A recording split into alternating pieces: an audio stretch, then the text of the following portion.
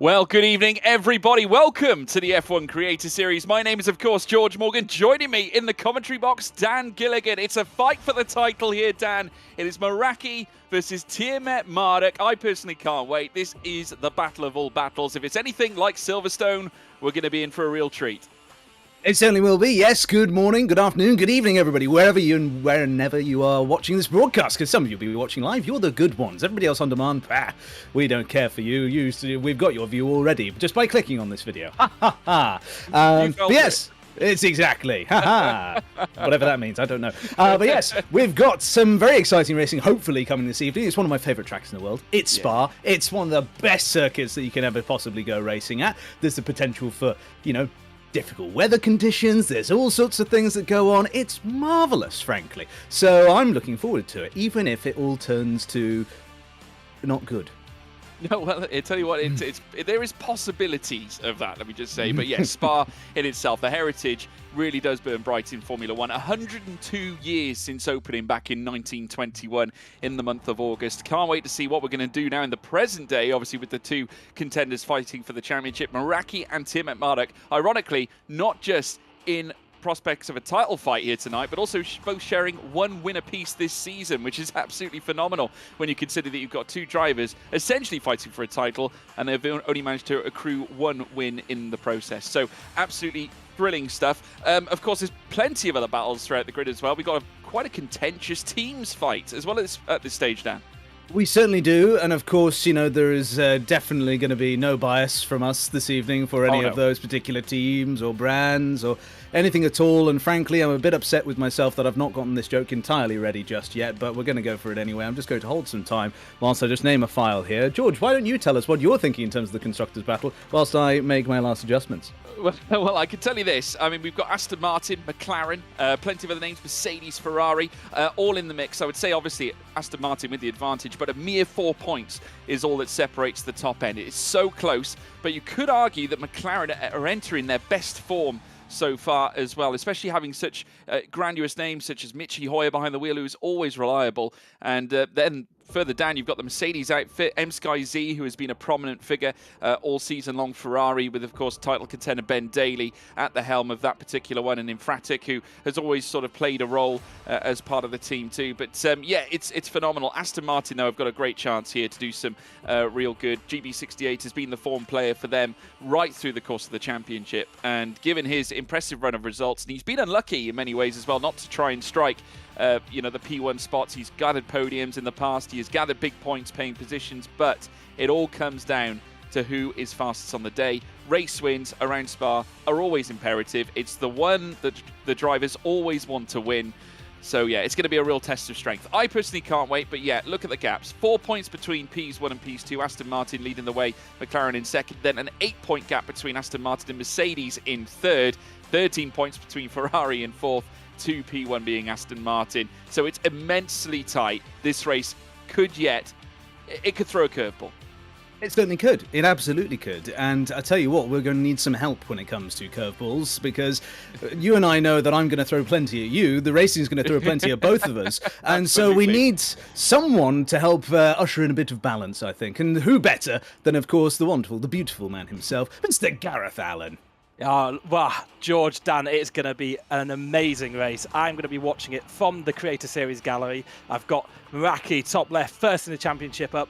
Ben, top right, second in the championship. Those are on big screen for me. I've also got an eye on the constructors' battles of Aston Martin, McLaren, Ferrari, and whoever else involved, isn't it? I can't remember. But it's going to be absolutely insane, this race. I'm really looking forward to it. Please get your stream clips in via the comment section. It's !Discord. Pop it into the Stream Clips channel in the Discord. And I've also been speaking to the drivers this week. So should we watch one of those VTs? Let's do it. Let's go to Meraki. Yeah, Meraki? Yeah, let's go with Meraki. Welcome along, Meraki, to the Creator Series broadcast. First in the championship going into tonight's round, the final round of the season. 6 points ahead of Tiamat Marduk. Summarise your season so far. It started off pretty poorly, to be honest. It was a pretty messy start to the season. The first two races, obviously Qatar, I disconnected 4 times, but I think we had ultimate pace there to maybe even win, at least get a podium. Then Imola, we missed that because all of us were in Sim Expo in Germany. And then after that, it's just been a bit of a, I wouldn't say plain sailing. I've had a fair little bit of bad luck here and there, but it's just been like a pretty standard season where I think I've kind of done what I need to do to get the results I need to get, which I guess is why I'm leading the championship into the final race of the season. Do you feel you've been more consistent this season than in previous seasons, or you've won more, or you've just got the full package? What's different between this season and previous seasons? I think in previous seasons you can probably tell that for qualifying, I was kind of always on in qualifying, but kind of lacked in the race. But I've got the third most pole positions out of everybody, and Ben's only got 2 pole positions, which I think is why he's been a lot stronger in previous seasons fighting for the championship, whereas I've kind of like struggled in the race. Where last season I was either P1 or P7, 8, 9, barely inside the points. What has been your strongest race this season? I could say my win in Mexico, but I think a few things happened in that race. But look at this! Jake is going to go for it on the final lap into the stadium section. Does he manage to get it done? No, now he's going to go for the under though. He's going to go up the inside and like a repeat of what happened in Kota. He's going to force his rifle off the track like he was forced off the track. But Ben is going to come back onto the track regardless. He's going to say, no, this is mine. And I tell you what, then as they come around the final corner, it's going to be Ben Daly coming second. Daddy Jake comes across the line and wins the Mexican Grand Prix. In terms of actual pace, probably Abu Dhabi. Even though I had to say fuel, which Ben kind of allowed me to do behind him so kindly. He said a bad word, but he ultimately the fuel saving that we did behind him allowed us to finish ahead of him at the end of the race. But I think on pure pace, that's what that's probably what was my best race. What about your worst on-track moment this season? It sucks. It kind of sucks because last season it was my best race, but Vegas, it was a pretty messy race. Didn't really have much confidence in the setup at all. I made a few little mistakes at really crucial moments. I had a little bit of contact with Razin, which obviously completely my fault. I hold my hands up to that. And then going on to the last couple of laps, I had a little moment into the final corner. I think it was the last lap actually. Going on to the final lap, I almost ran into the back of Gillen as well. And that kind of put to bed the chance of a win, and we had to kind of like secure a podium with the DRS chicken that we did with Razin. It was your worst on-track moment this season, but you still finished third and ahead of your championship rival. Is that something that kind of categorizes your season, that even a bad result wasn't too bad for you? Exactly, because there's races where I've had pretty poor results, like say Canada, for example. I was kind of nowhere in that race, but we still managed to get, I think, P4 or P5 in that race. Again, we only lost, I think, 2 points to Ben. But yeah, this season's just way more consistent. I think, like you said, even on a kind of like bad race, we've still got like a decent result. Okay, so final question: what would it feel like to be the Creator Series champion? It would feel pretty good, you know. We've it's like we just said though. It's been a pretty decent season all around, and some very interesting, spicy moments. So it'll feel quite good to kind of, I guess, ultimately win it in the end, despite kind of what's happened to us this season with a certain driver's driving standards, you could say. So it would feel good. It would feel good in that respect if we can ultimately come out on top despite everything. So I literally have a trophy ready. Okay. Ready. This is a Creator Series sanctioned trophy. Exactly. I've got Ben doesn't have the same one. Oh, exactly. I've got the World Cup. He doesn't. So it's, that's yeah. Can't wait to hold that up.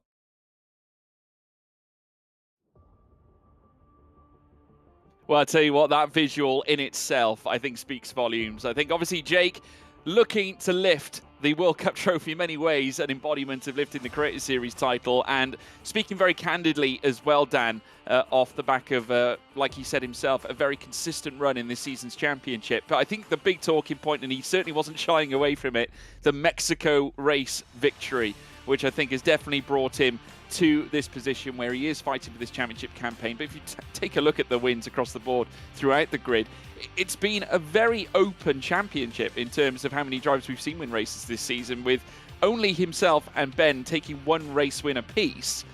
it's quite crazy that we've got to this point where it's these two battling for the title.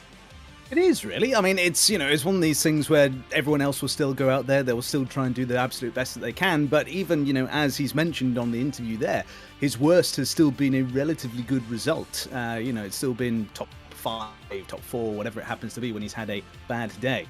And so the consistency is then the main thing that he has felt, and certainly has consistently said over the course of the season in interviews and other bits and pieces, in addition to the one that we've just listened to there, is ways in which he's been able to step up his game this season. So, yeah, it'll be interesting to see how he gets on, how Ben gets on, and then, of course, what everyone else wants to do to get the best result for themselves. Of course, there's Constructors' Championship battles to think of, which, of course, I have zero bias to whatsoever. But in terms of all this, then, we are looking forward to hearing, of course, what his rival has to say, Mr. Benjamin Dane. Welcome, Tim McMurdoch, to the Creator Series broadcast. You are second in the championship going into tonight's title decider. How do you summarise your season so far? It's been a roller coaster, I think. But I've done my best to try and be consistent throughout, always making sure I'm there or thereabouts in the fight for the win.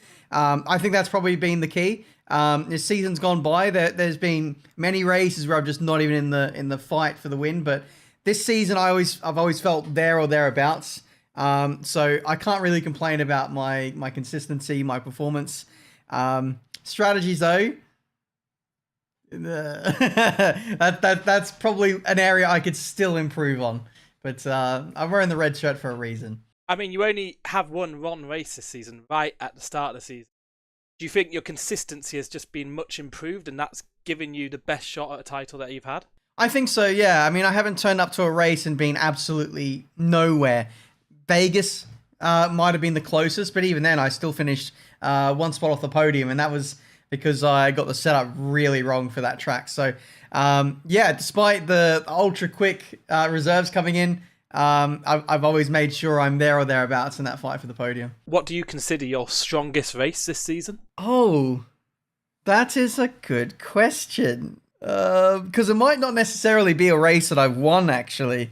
No, we'll go with the obvious answer. I'll say the first race of the season in Qatar. It was a head-to-head between myself and Tom 97, and also the other Tom, the reigning champion. And we managed to beat like a top-tier league racer on merits. Granted, he had penalties, but still we had to stay close enough to contain him and get the win. So have to say that race. And on the flip side, what's been your worst on-track moment this season? My worst? Oh, no. Well, we can't go past Mexico, can we? It was a good race up until that second last lap, and I was in a rush to get past Vince, and I collided with Tom 97, the race leader at the time, and that probably caused one of the biggest, if not the biggest, crash of the season, which affected a lot of people's races. So from such a minor touch as well, but that was probably my lowest moment of the season that I'm not very proud of. And finally, what would it feel like to be the Creator Series champion? I don't know. I honestly don't know. You'll have to ask me when I get there.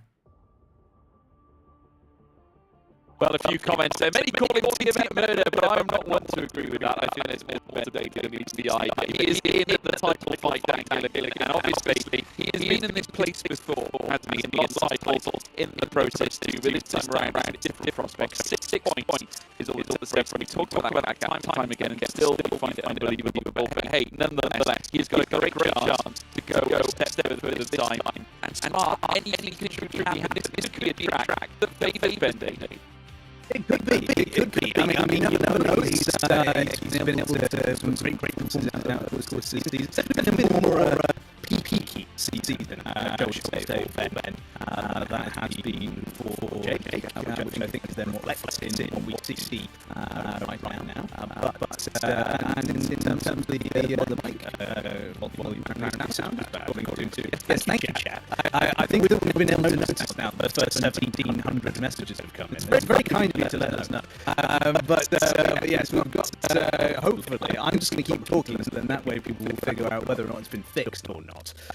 rather than just going silent and then praying the next time we speak that it's working again at some point. But yes, we are going to keep cracking on. We'll keep on keeping on. But in terms of that overall sense of where they are, I feel like it's probably been some of the more complete driving that we've seen when it's gone well for Ben. I think that maybe when the pressure has ramped up a little bit, things have then gotten a bit more dicey, a bit more spicy, which is perhaps appropriate given the team that he's driving for this season. And so, it's at least there's not been any major glaring mistakes on strategy this season. I think it's fair to say. Maybe just having some other problems there. I'm not sure. Certainly, we're now being told that everything is fixed on Twitch. So there we are then. We're happy with that. If you're happy, then let's be happy together and watch some racing. Yes, I couldn't agree more, Dan Gilligan. Here we are. We're at Spa-Francorchamps, everybody, and looking forward to this one. And I just want to say as well, before we get into that nitty-gritty, I want to talk as well about a special guest we have joining us here in the commentary box. We're going to phone him all the way from Germany. It's none other than Alfa Romeo F1 Team Kick Esports engineer. And as he keeps on telling me, the only race-winning engineer this season. It is Seb Kowalski. Seb, how are you doing, sir? Welcome to the Creator Series broadcast. I should say welcome back, really. Yeah, it's been a while. I mean, I took a step back because of that that line of work that I'm in now. But it's great to be back. It's great to be here, but in a slightly different role. A bit more Bernie Collins and a bit less Martin Brundle. Well, listen, I think it's obviously been an electric start in terms of the Esports Championship for you guys, because obviously with Ron Haar at the helm, he has been certainly in fine fettle. We tend to, you're in that role for a reason. I mean, we've heard as well the kind of analytical data you were kind of giving us back when you were a commentator here at the F1 Creator Series as well. What can you tell us about Spa? What are we looking for here? Spa is a very interesting circuit. The difference between the tires isn't quite as big as it is on other tracks because you just have so many long straights and quite a few fast corners, a few slow corners. It's a circuit where straight line speed matters a bit more than cornering, so you will find drivers with a slightly lower than average wings and a bit less downforce on the car. And then for the race, we'll get into that in more detail, but I can tell you right now, there is more than just one or two main strategies available to the drivers. We'll see a good variety today. Yeah, and I suppose they'll open up, seeing as we do have the 100% race format that embodies the Creator Series here at this point. I'm sure we'll get a full view as to those strategical choices that the drivers do make. You yourself, are there any particular drivers that you're looking at? I suppose if we scrutinise the actual championship fight, who would you argue has the upper hand coming into tonight's race between Meraki, Tim at Marduk? Well, the easy choice here is Meraki, in my opinion. He has the 6-point advantage. It certainly helps going into the final race of the season with a points advantage because it means you have a little bit more wiggle room. You don't necessarily need to win the race to make sure that you win the title. You just need to stay close to your rival, whereas Ben somehow has to be able to pull a gap and ideally at least get one other driver in between himself and Meraki. So it's a bit of a trickier situation for Ben. But 6 points is not that much, especially with this point system. So all to play for both drivers. But I would give a slight edge right now to Meraki.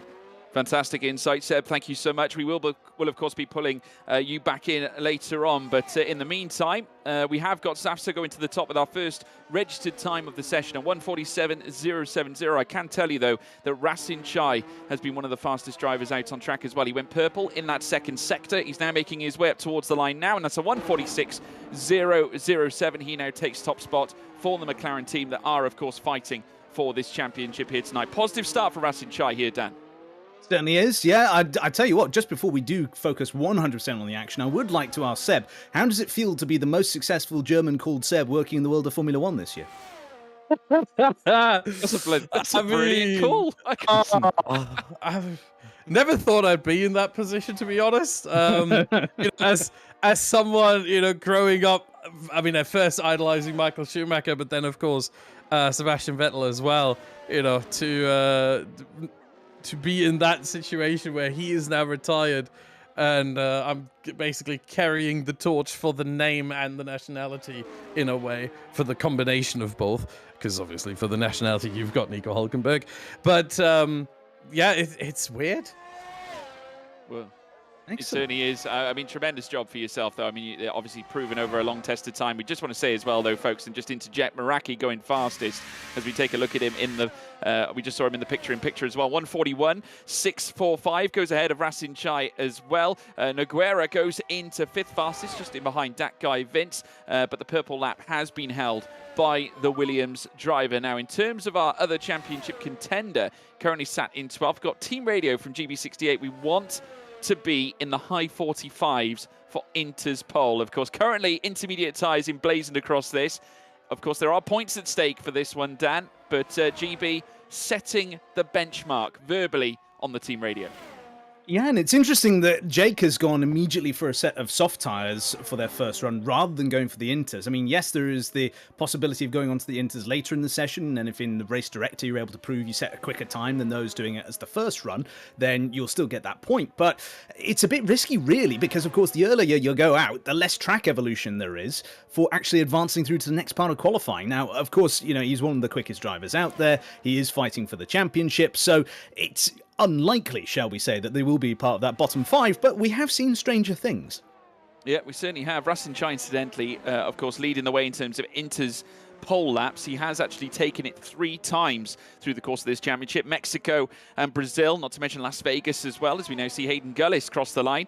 Where's he going to go? 147.284 was his best time so far enlisted on the board. He's back out on the Inters again, making his way around La Source as well. There's Al Taco Man, all the way from the United States, the proud Texan, who is also out on intermediate tyres this time around. Just waiting and seeing what he can post on the board. No visibility in terms of his sectors at this point, but certainly looks calm and composed out onto the circuit as well. Now, we are hearing that straight away the 2 championship contenders not waiting around.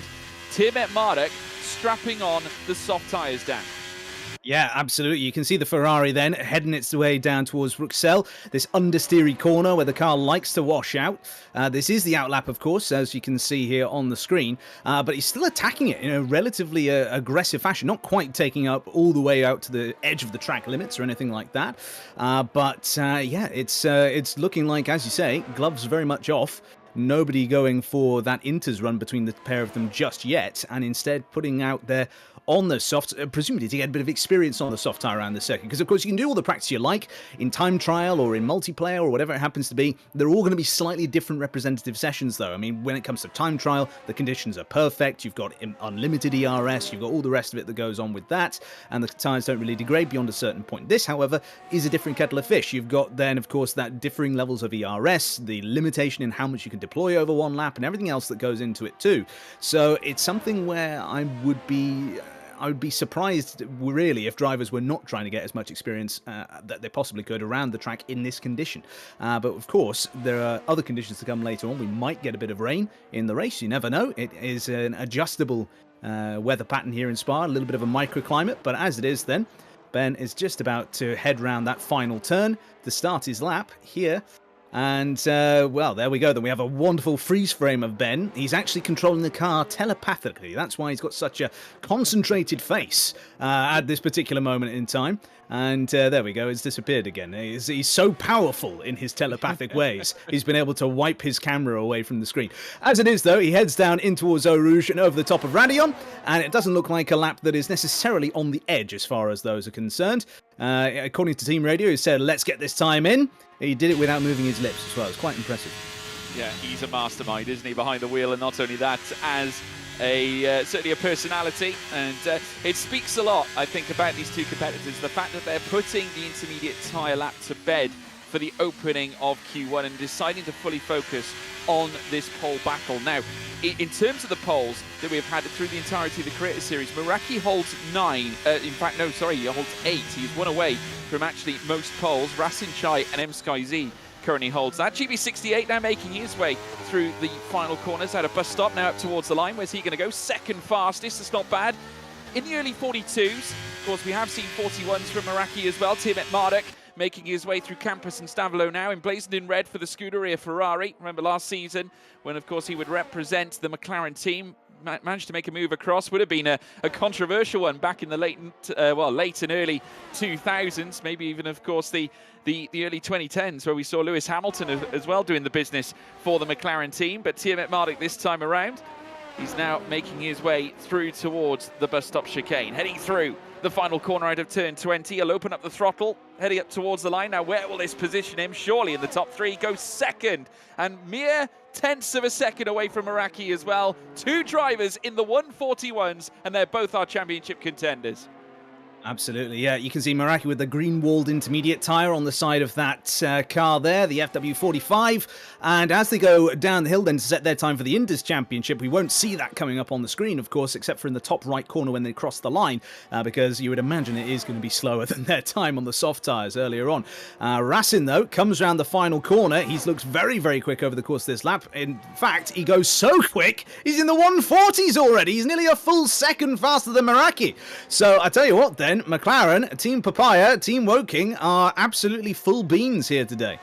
Yeah, Racing has gone pole over 3 occasions throughout the course of this championship. Managed to do it back at the USA at Kota, and then followed it up at Brazil, and then managed to do exactly the same in the Mystery Grand Prix we had just before Las Vegas. 46.3 being our fastest lap so far. That's on the board. I believe that is being held on the intermediate tyre, and Meraki doing a stellar job with that, it has to be said. Second fastest, just in behind Racing Chai as it stands. But Racing, like I said before, most poles in its entirety through the Creator Series, 9 to his name. You could be the first to make it 10 and hold the outright record, the pole record in this series, as we now see them make their way through towards out of Campus and Stavelo, through Corbeil Paul Frere. And Meraki setting the bar now in second place, just in behind Racing Chai, still ahead of Tiamat Marduk. These are the type of mind games that you want to employ very early on in this championship fight. So there we go. Let's have a look then as he comes up towards the line. It's a 46.0 to beat, and it's a 46.2, so the gamble has not paid off for Meraki. The extra track evolution has not given them the time that they need in order to win the Inter Championship, so that extra point currently is headed towards Racing Chai and McLaren, unless there's anybody else to go for in that intermediate championship. But I suspect at this point in the session, we've seen everybody who is going to be doing a lap on that particular set of tyres.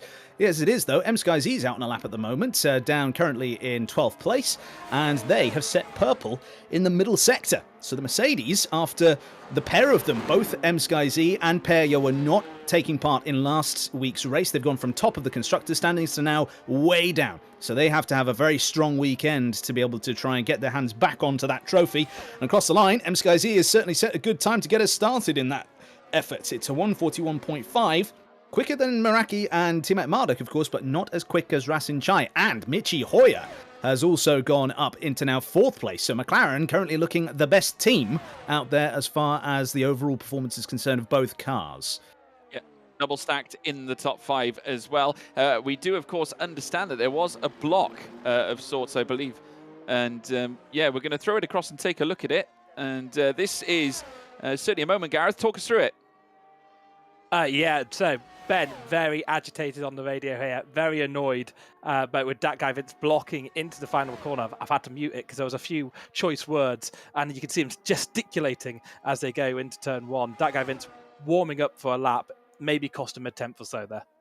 Yeah, nightmare scenario there for Ben Daly, and getting these in early on is certainly not ideal. Thank you for that insight, Gareth. Up at the top end, MSkyZ incidentally, I want to talk about him too, because he also joined most poles alongside Racing Chai, so it's quite ironic to see these two up at the very front right now, but just look at the gap there, and this only elevates Racing Chai's lap that he managed to pull out the bag there. 140, the sole driver in the 140s, and he's nearly 6.5 tenths faster than MSkyZ in second place, who we're currently seeing on screen right now as well. So, I mean, Dan, looking at Tiamat Marduk's run and obviously Gareth's assessment of that, he's surely just got to hit the reset button at this point, right? Yeah, I mean, if you take an incident like that one where you've been blocked or potentially blocked into a corner, then you can't let it affect you. You can't hold on to it too much because then it will just start to fester away at you. It will start to then have all sorts of problems for you in terms of the overall, feeling that you have throughout the rest of the race weekend. And as many drivers have said in the past, both modern day drivers but also historic drivers, people like, well, crikey, that's an intimidating photo of Emphatic that came up there. But yes, it's a situation then where, of course, you want to try and go out there and get the best result that you can, and psychology of a driver is incredibly important. Even drivers like Alain Prost from many, many decades ago, winning their titles mostly in the 80s, so 40 years ago now, if you believe it. That's then, what they say is one of the most important aspects to a racing driver is that mental aspect of it. Yeah, certainly is. We're now right on board with Pratic now, making his way through towards the right-handed and left straight away, the Fania chicane, and in towards Campus and Stavelo now. Full on the throttle. Of course, the part of the ambassadorial team at Ferrari as well, content creator for them too. Very proud of that, and quite rightly so. Has been putting a lot of work into his game personally, and has now been featuring in PSGL in many of the leagues as well. Appreciate it's only F12, but nevertheless, you've got to start somewhere, and Pratic has been putting in the work. He's been putting in the hours, but so have so many of our creators here in the Creator Series. But can he usher in something massive here in the closing stages of this lap? Bursts out now, turn 20. Where is Pratic going to be? Goes 15th fastest now, right on the bubble there. Remember, bottom 5 getting eliminated, and you see his reaction in the bottom right-hand corner. I think he knows he might be in trouble. Oh dear, he's gone off of the circuit as well in order to try and get himself out of people's way, but that's not going to be the quickest route back to the pits, and certainly he's not got enough time in the pits then. Hayden Gullis has left the session, so it's a good thing he's not hosting today, I suppose. And so Doctor as we Who go, on again? Well, maybe, you never know. It's for those of you not aware, last time we saw him, he was disappearing there. So yeah, people then just retiring because they've got, of course, their time set and they're happy with those. We've not seen anybody actually crash on track or anything like that to prompt a retirement. So nothing to that effect there, but one person still pushing is the one on screen at the moment. This is GB68 with that intermediate tyre. In fact, it's saying, you overdid it, don't worry, I've got it in the race. Well, certainly as far as Ferrari are concerned, they're going to have to hope that he is right. But for GB then, they are currently 3.2 seconds off their personal best, but that's to be expected. They are on that intermediate tyre. They are, of course, aiming for that 146.007, awfully appropriate given that he's driving an Aston Martin, to beat as they go through Blanchimont, this great big left-hander. Then not much of a corner really in a Formula 1 car, even when you've strapped intermediate tyres to it in dry conditions. Now into that final bus stop chicane, not actually the bus stop anymore, but that's what I call it, and out onto the final start-finish straight, then up to the line. What is he able to do? It's a 46, it's a 0, but it's a 0.95, not a 0.07. Yeah, not quite enough. Unfortunately, Aston Martin, though, I'm sure, will be looking on positively at their performances so far. Now, looking at the bottom, Punju is at the very tail end of the field. Gullis now in the bottom 5. He is going to be eliminated. Dirk Chocolate as well, who has been in recently been in good form. I mean, points have been scored. There was talks about him being demoted to the AlphaTauri team. In Pratic as well, he's going to be out of the session too. A big mistake there from Punju, however, coming through Campus and Stavelo, and I think that might rattle him a little bit. He needs to try and find something to try and elevate his position, because at this rate he's going out of qualifying. We're coming now into the last stages here, the dying laps, the dying moments here in Q1. The bottom 5, like I said, will be eliminated from qualifying, and we'll move into Q2 with then 15 drivers looking to try and make it into the top 10, as we now see them make his way up towards the line now. Punju goes 15th fastest, stays in barely. Can he hold on?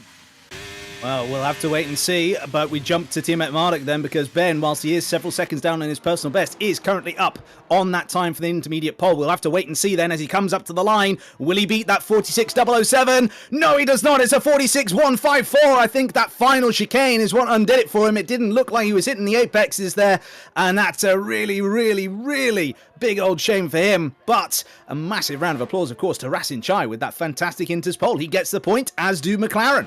Yeah, not only that, fastest man in the first session overall with that 140.896. And the fastest man right now, as we now witness Meraki coming through the final corner out of turn 20 on the intermediate tyres as well. And that's a 146.2 as well. Unfortunately, It's going to be a battle for him to certainly take away that Inters pole, and it certainly was laid bare in front of Rasin Chai once again.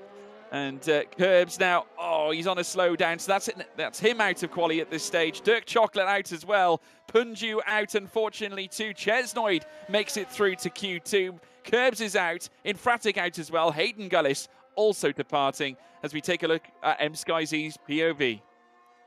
So apparently what we've just ended up missing is that actually Sky Z was the one with the Inters pole for 145.776. So it's a very, very good time from them there. So actually those that we've just seen come across the line thinking they were only a 10th away, they were actually much, much further away than what we thought. So yeah, very, very impressive from Sky Z there.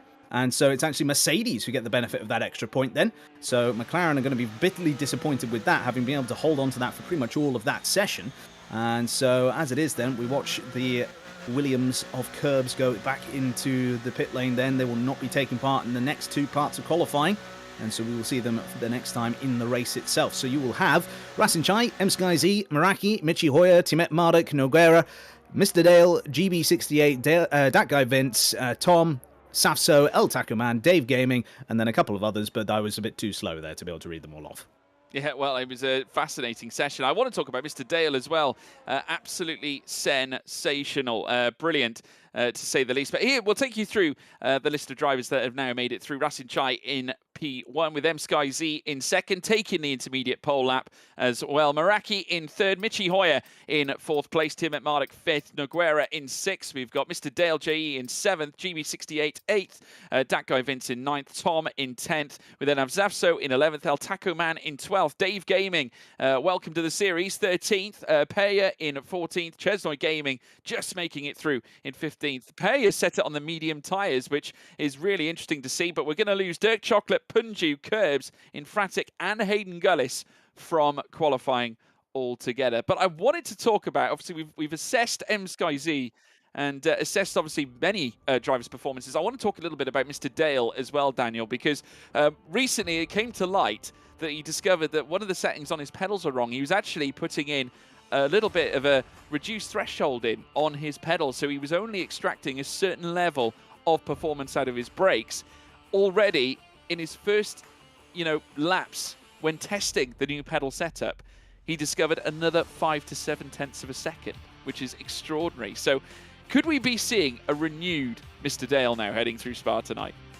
Well, maybe, possibly. We can wait and see there. We've got some, some intrigue, possibly, as far as Mr. Dale is concerned. Who knows? Maybe it'll be a shock result, and Mr. Dale will win the Grand Prix. Crazy things have happened. Crazier things have happened. Pastor Maldonado won a Grand Prix many years ago, so I would argue that that's still less likely to happen than Mr. Dale winning a Grand Prix. So there we go. Love how you threw them both in the same sentence there. Yeah, exactly. It's why? What do you think? What possible connection could there be between them? I don't know what you mean. I'm not saying a word, Dan Gilligan. I'm leaving it to you. Yeah, exactly. Yes, please do. I will take all of the hatred. I can feel it bubbling up. Your haters made you powerful, Mr. Dale's audience. Yes, poor Palpatine impressions inside. Yes, hopefully we're going to see a nice, good result for them, because I think oftentimes they do feel a bit kind of downtrodden, shall we say, from their performances. They don't necessarily feel as though they've been able to extract the maximum. So now, hopefully they'll be able to go and do a good result now that they've got full functionality of their car, their pedals and everything else. As Phoenix Minor in the chat says, commutator's course, which is interesting. What's a commutator? I don't know what that is, George. Whoever they are, they should stop cursing Mr. Dale. Those commutators, incredible. But yeah, I mean, obviously looking at some of the performances, we saw obviously Dirk Chocolate suffering a little bit towards the very end. It just did not quite work out for him. And going out, I mean, the form was sort of shown a little better in recent races. I mean, we look at some of the points that he has managed to bring to the table, and last time out scoring, a decent 7 points, as well as in behind that France at Paul Ricard, where of course he managed to accrue 7 on that occasion too. Especially off the back of, shall we say, 3 non-scoring results, especially the DNF back at the Mystery Grand Prix we had prior, and then of course Brazil and in both the feature race and the sprint, where he came away with only 1 and 2 points, so 3 points throughout the entirety of that night. His best form has come at the end of the season.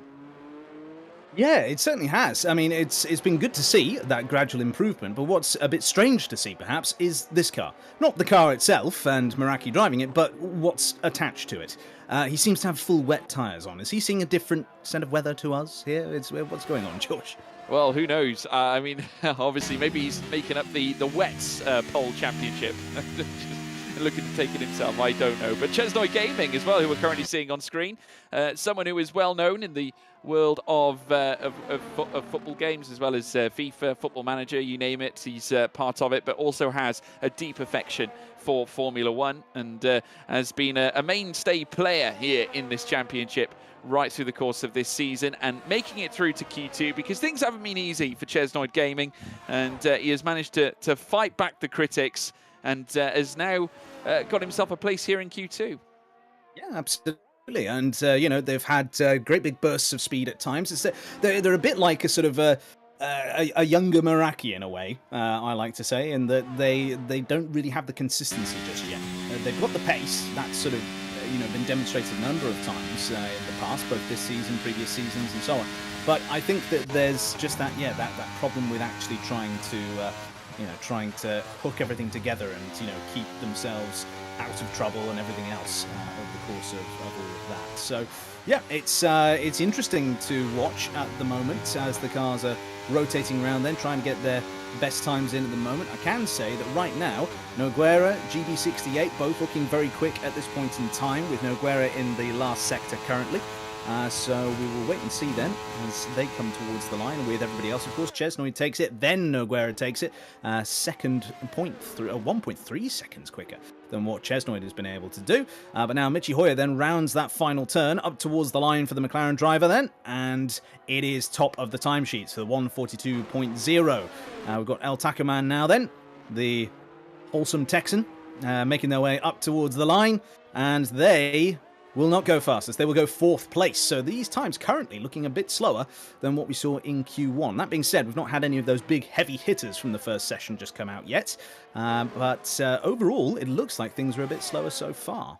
Yeah, well, M-Sky-Z certainly not slow. Currently making his way to the top, a 141.926 after going purple in that second sector. Not quite purple, though, in the final sector. GB68 has managed to recruit that purple sector 3 as well, so holds 2 purple sectors in sectors 1 and sectors 3, so looking pretty sharp. Rasin Chai is also out on track as well. We're just waiting for his first sector time to come in. Dave Gaming, who is also there going green as you'd expect, obviously looking to enlist his first sector at this point. Rasin Chai now making his way over the crest. Let's see if we can follow on board with him and just see what he can usher in at this point as he blasts his way up through Kemmel. He's going to make his way through towards Laycom, through the next right and left. Rivage will come up after this, and as you can see, purple in the first sector already. This is already looking like a stunning lap so far for Rasin Chai. He's got to go down the hill though. Rivage will be coming up next. We've got team radio in from GB68. That time will not get us through, so there's a little bit of doubt flickering in the mind of GB68. Rasin Chai, though, is certainly no doubt in terms of his pace at this stage. Purple in that first sector as we've ushered in. He's got Puon coming up next. Sector 2 purple would be ideal to follow suit from what was a very confident qualifying session in Q1. Through Corbeil Paul Frere, left and right. Well, first of all, he's got to get through Lafanier, in towards Campus and Stavelo. Then after this particular portion, as he now makes his way through, just kisses the curb on the left-hand side as well, takes a lot of it, then rounds Corbeil Paul Frere this time around before Blanchimont is teed up, and I can tell you, it's a second purple sector. This is looking brilliant here for Rasin Chai. Blanchimont up next, foot to the floor as he now sends it through this segment of corners. The car's getting out of the way. The back markers that are now watching on their cool-down runs. In comes Rasin Chai, connects with both curbs, just grazes it on the left-hand side as well. Rasin Chai looking to topple M-Sky-Z. He does with a 141.524 stellar lap, following on from what was a brilliant Q1. Absolutely, yeah. Purple in all 3 sectors for Rasin Chai there. Fantastic effort. Though I think it's worth pointing out that with GB68's radio that we saw flash up on screen earlier on, that they're saying that time's not going to get them through. When they had set that time, they were fastest in the first and last sector. Now that to me indicates that they've gone for that compromise setup where they're prioritizing first and third sector, that straight line speed. And then, of course, they've got that middle sector where they've got to hang on a little bit more. as they go, which, of course, is the compromise real teams have to make when they come to Spa. So a similar thing is going on with that car. Is that I not too suspect. slow? Oh, hello. Hello, Emphatic. Welcome along to the broadcast. Sorry, we just dragged you in halfway through, Daniel speaking there. But disappointing qualifying session for yourself there.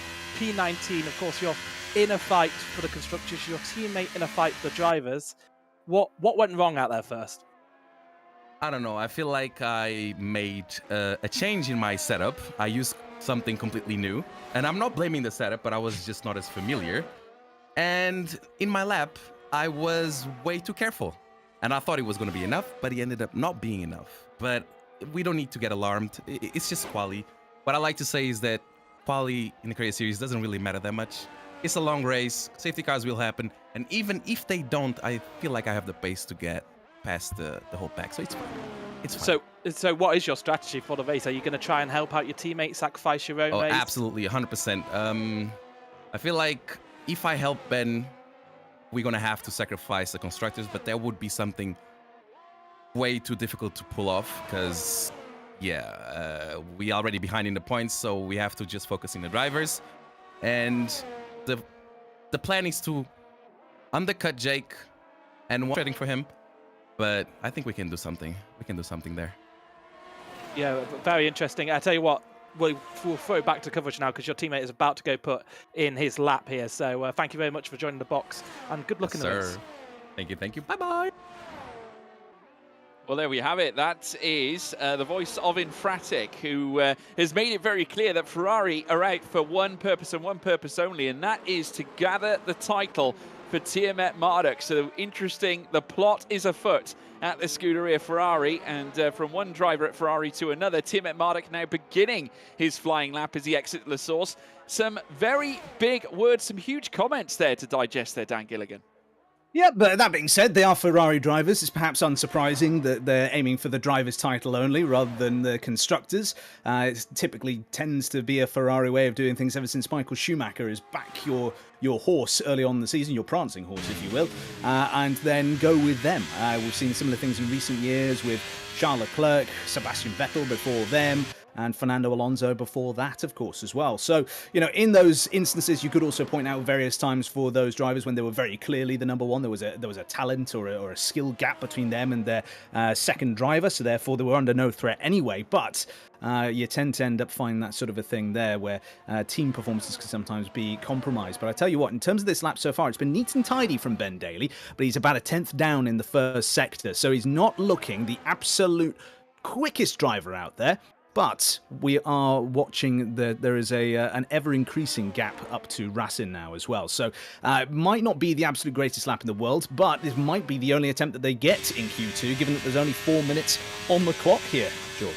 Yeah, no, you're absolutely right, Tiamat Marduk, as he comes to the end of his particular lap. We've also got Meraki out and about as well. So he is also looking to post his first flying lap of Q2. Of course, the current registered times, we're currently missing a couple already, as we're now seeing Tom go second fastest at this stage as well. Racing Chai still holding on to that all-important pole time, nearly 3.5 tenths between them. Tiamat Marduk goes sixth fastest, so he's comfortable and safe in the top 10 for now, but we still have 3 minutes and 50 to go. And Meraki, at this stage, still, as you would expect, personal improvements in the first two sectors. No invalidation, though, which is obviously important. And I can tell you that he's 2 tenths up already off the back of Ben's lap, only prior in the first two sectors. So this is looking good here for Meraki. Needs a decent third sector again to send a message to the Ferrari team. It's Williams v Ferrari once again here in the Creator Series this time around, as we see him go second fastest with a 1:41.835. Jumps out of Tom, and in between he and Racing Chai. Well, there we are then. So that has been a very good lap from Meraki. And so, yeah, this is an interesting situation that we find ourselves in now. Ben does not have enough fuel to get himself back around to the pits in any quick order. Certainly not enough to get himself round and in qualifying, shall we say, to get themselves back out again. So there's not going to be enough time to do that, certainly not if they're pulling to one side to allow the car through there like that, and massively getting out the throttle as a result. So, given that we saw earlier on GB saying on the radio that time they set earlier, which is still the time that stands for them, was not going to get them through, given that Ben is only a couple of hundredths ahead of that, I don't think, and we're agreed here by Seb in our chat, that he might be out in this Q2 session. It's not the first time that would have happened in the Creator Series this season. Ben has occasionally had a qualifying upset, it's probably one of the weaker parts of his repertoire, but at least his race pace tends to be pretty competitive.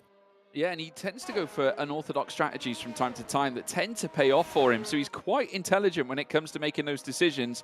Q2, though, may have gone awry for him, and obviously there's a lot of fear currently on the part of Tiamat Marduk that he might not yet get through into Q3, which would be immensely damaging in terms of the title fight nonetheless, as now we await him to come in. He's going to be heading straight out soon enough. Peya now on a fast run as he makes his way through Les Source. He's going to make his way up through towards Eau Rouge and Radion very shortly. Foot to the floor yet again here for the Merc driver. His teammate in the top 4. This is a big lap here for Peya, is it not, Dan? It certainly is, yeah. This is going to need to be a good one. This is going to, be aided partially by this car just sat in front. You can see there the slipstream, and it is none other, I suspect, than their teammate. Yes, you can see a Mercedes car suddenly dive out of the way, that being MSkyZ, to give the tow to their teammate much, much quicker in the first sector as a result. That then is a 30.02. So that's about 0.3 off of the absolute best set in the first sector by Rasin Chai, but that's still much quicker than what we see for those outside the top 10 at the moment. So it's a good beginning to the lap, if not spectacular, for Peya. And so hopefully, as far as they're concerned, they're going to be able to get themselves hauled up and into the top 10 to help the Mercedes drive towards potential Constructors' Championship glory here. So as we watch them go through, there's a big slide there coming through the Fania chicane, and then as we come through Stavelot into the curve Paul Frere, and as we come through there now on the run down towards Blanchimont, we've got a purple middle sector for the time here from Peya. So Peya's gotten a purple middle sector. They are quickest, therefore, in that part of the circuit of anybody. I suspect that then being given the tow by their teammate, then getting that quick time in the middle sector, this is a car with a high downforce setup relative to the rest of the field. So as they come through that final turn then, will that have been enough for them? Will this get them a decent time? It's more than a decent time. It's second place for Peya with a 141.7. Next one to come across the line will be Chesnoy, George.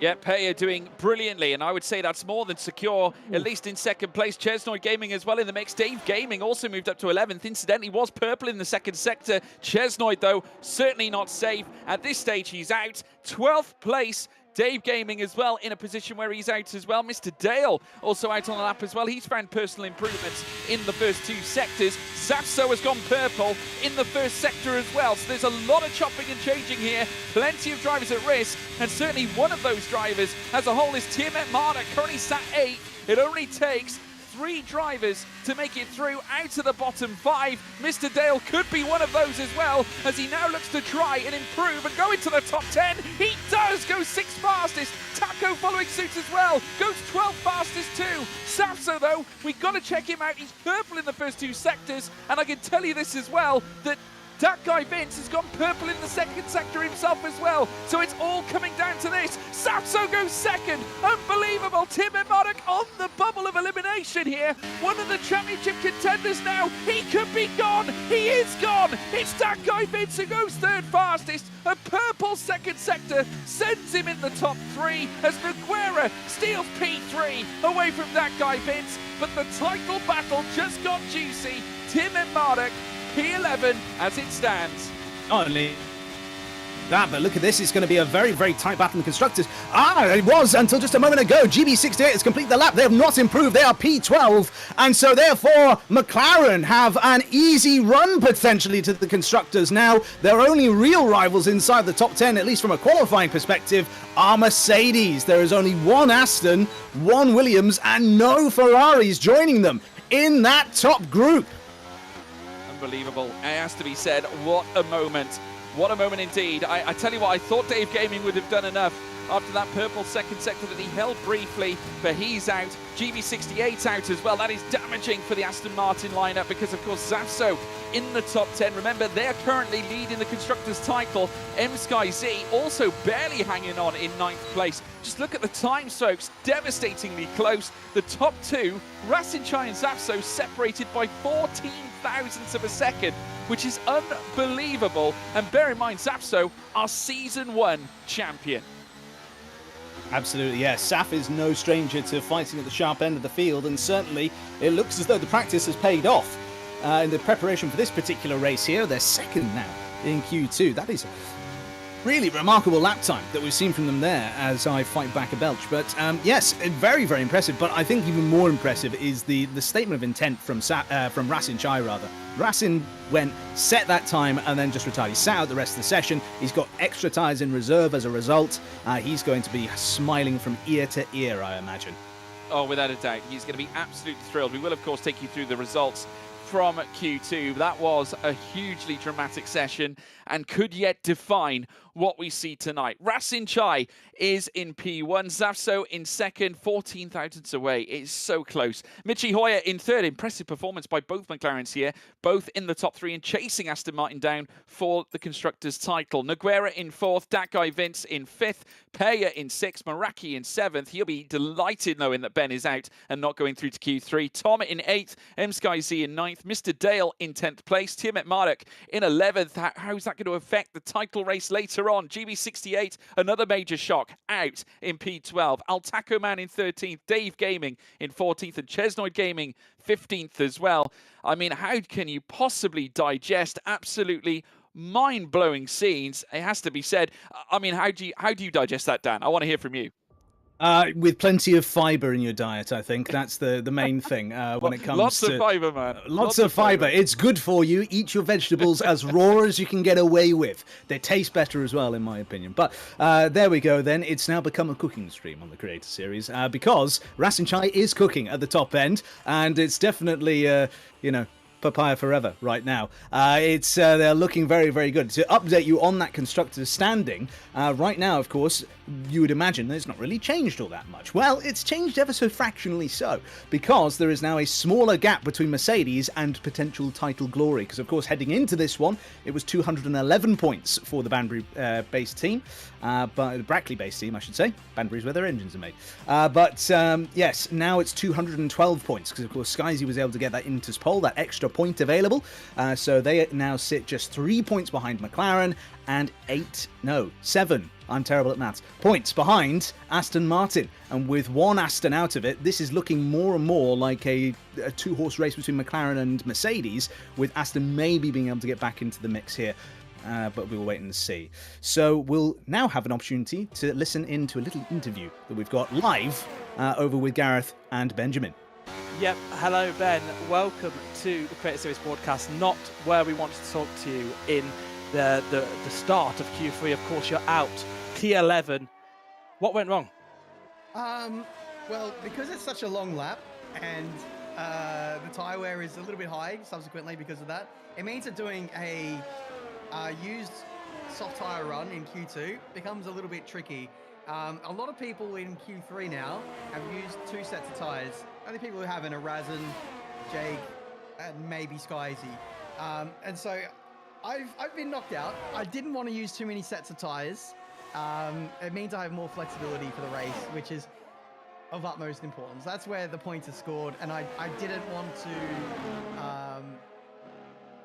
I didn't mind if I got knocked out in Q2. I don't mind sacrificing Q3 to have a bit more flexibility in the race. So it's Creator Series. It's a long race. And yeah, I think if there's a lot of safety cars, we'll be cooking. So you feel strategically you have an advantage. Of course, your teammate knocked out P19. Neither of you making it through to the top 10. He was very, very vocal about how he wants to help you to win this championship. Do you think that's going to come into play? Do you think you're going to play the Joker card of your teammate in this race? Oh, no, I don't want to, and I don't feel like I need to. I feel like my race pace is very good. It's a lot better than my quali pace. I feel like I've got similar pace to Razin. So to answer your question, yeah, I actually do have a physical advantage because I have 3 sets of softs, new softs, whereas everyone else in front of me only has 2 at most. So, yeah, it's all to play for in the race. Well, excellent. We'll leave you there as the hot laps are started, but good luck with the race. Thanks, guys. Let's have a good one. Well, there we have it. Wonderful insight there from Gareth and a fantastic interview there with Tim at Marlek. It's all part of the plan, Dan Gilligan. That's the vibe I got from that conversation. Certainly is, absolutely. We'll have to hope that that's genuine and not just a bit of bluster and bravado on the part of Ben there. Otherwise, we could be looking forward here. We'll come back to that point in a moment. But Safso then just dipping that outside tyre over the white line, and that's then resulted in them being invalidated on that first lap there. So unfortunate for them. So we change now to Nogueira in the Alpha Tauri, and so this is going to be the first hot lap to cross the line at the end of this period, shall we say, unless of course there is anything that goes horribly wrong for Nogueira, in which case then it won't be. But yeah, in terms of Ben there, hopefully, as we say, for the viewers, if nothing else, we get a nice exciting conclusion to the championship with a car that is very, very quick in terms of that. We've got someone with head in hands apparently on their picture-in-picture, but we'll go and have a wonder who that might be. I'm starting to think interview. I'm starting to think it's not part of the plan. No, I think that's the not. vibe I'm getting. I think with the sounds of this, it doesn't sound too positive. Nogueira, though, coming up towards the line to usher in our first lap of Q3 to 142.204. Certainly not the optimal lap that we've come to expect, but Skyzy, purple in the first 2 sectors and has not lost it. Racing Chai goes fastest with a 142.133. Skyzy, though, looking to topple him away, and this time park the Mercedes up in P1. This is something that this man is oh so used to, as both he and Racing Chai share 9 poles between them, and Skyzy now fastest, returns the serve straight away with a lap that is 1.6 seconds faster than Racing Chai. Skyzy is not messing around. He's certainly not. No, Skyzy, absolutely brilliant time there. The first one that we've seen all the way down in the 40.5s. That's a blistering lap time. I think we'd seen in Q1 a 40.8 possibly, and then the time's a little bit slower in the previous session, to my memory at least. So yeah, very impressive indeed, but comes with the caveat. That everybody else out there is on a set of used tyres, and therefore we're not likely to see an impressive time from any of them, and especially not from this driver, not because he's a bad driver at all, but because he's got intermediate tyres on, and that is Tom. Yeah, anything to be different, hey? Incredible Tom on the intermediate tyres. 4th fastest with a 151.220, certainly not in the same breadth. I would say that we saw our best intermediate lap in the first session of qualifying, but we do have Peya making his way around the circuit. Now, Mercedes have a great chance here to certainly muster in some really good points, should they be able to carry on the pace that they're currently displaying in qualifying through to the race. Remember, they're 3rd in the championship. They are only 8 points away from Aston Martin, but this is the man we all want to see. Meraki, championship contender, leading the championship as well, coming into this final round, and he's heading through towards the final 2 corners, turns 19 and 20. He's currently following an Alpine further up, which I believe is actually Tom making his way towards the line as well. Is he going to improve? He does, in fact, and Meraki goes 2nd fastest, an early 142, not quite the 140 that has been laid down by Skyzy. That is an incredible gap between the pair of them, but nonetheless, a stellar showing from Meraki, and a great, certainly a great lap to certainly usher in the closing stages of qualifying. Peya now 7th fastest, 0 time on the board. He's now gone 4th with a 142.189. Definitely used tyres being utilised here by a majority of the drivers at the get-go, with Skyzy on the fresh rubber.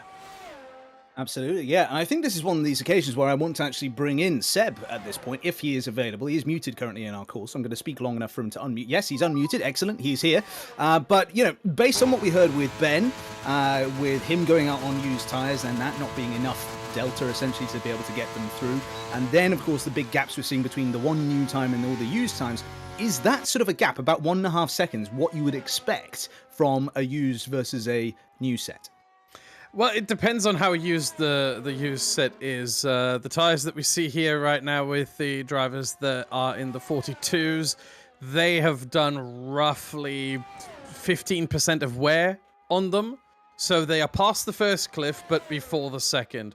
And there, yeah, even then, it's probably less than a second and a half. It's about 1.1, 1.2. So this is still a very good lap from Skyzy.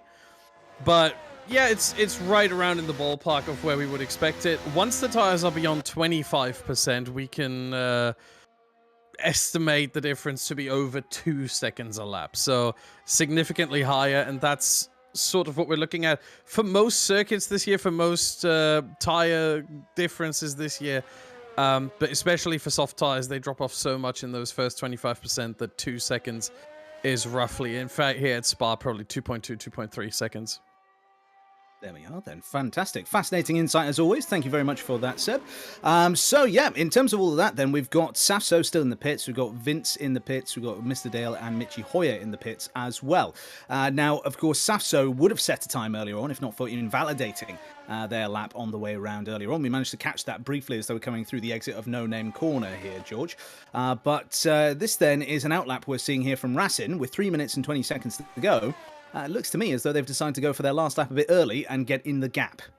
Yeah, the one big fear, though, is the traffic that could appear later on. So whether he's going to have certainly enough time to complete this outlap before the sea of cars make their way out on their final runs. But with 3 minutes to go, it is going to be quite tight. Let's wait and see. And we've got team radio from Rasin Chai. Aim to take 1.6 seconds off here. Right, interesting. That's interesting there. But I think what's even more interesting is, as he's coming up through this third sector now and starting to get a bit more pace on, look at the orange dot that has just emerged out of the pit lane. Yeah, now, strategy call. Is this a bit of teamwork going on between the McLarens, do you reckon?